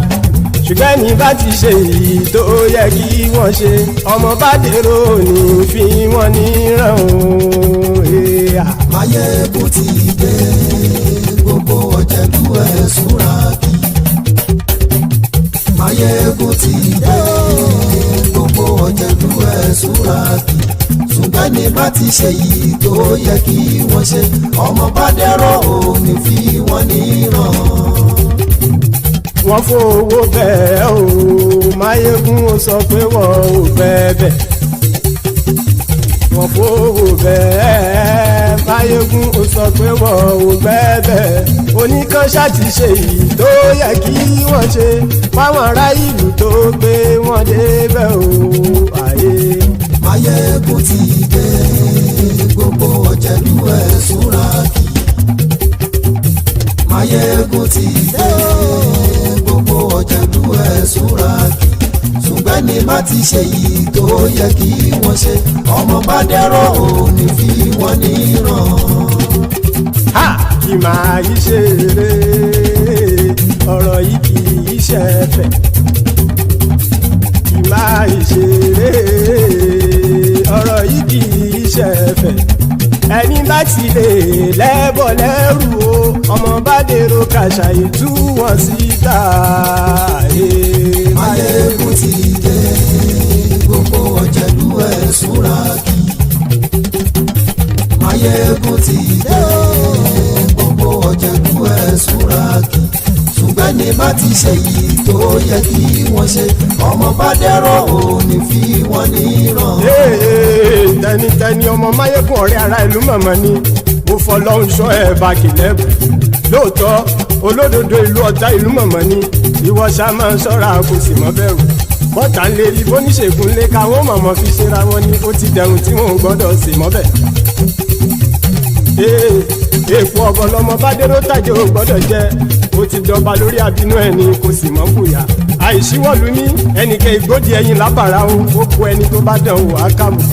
Máyégún ti dé. Gbogbo ọ̀jẹ̀lú ẹ̀sùn rákì. Máyégún ti dé. Gbogbo ọ̀jẹ̀lú ẹ̀sùn rákì o. Ẹni bá ti ṣe yìí tó yẹ kí wọ́n ṣe, ọmọ bá dèrò òní fi wọ́n níran o. Máyégún ti dé. Gbogbo ọ̀jẹ̀lú ẹ̀sùn rákì. Máyégún ti dé. Gbogbo ọ̀jẹ̀lú ẹ̀sùn rákì. Ṣùgbọ́n ní bá ti ṣe yìí tó yẹ kí wọ́n ṣe, ọmọ bá dẹ́rọ̀ ò ní fi wọ́n níran.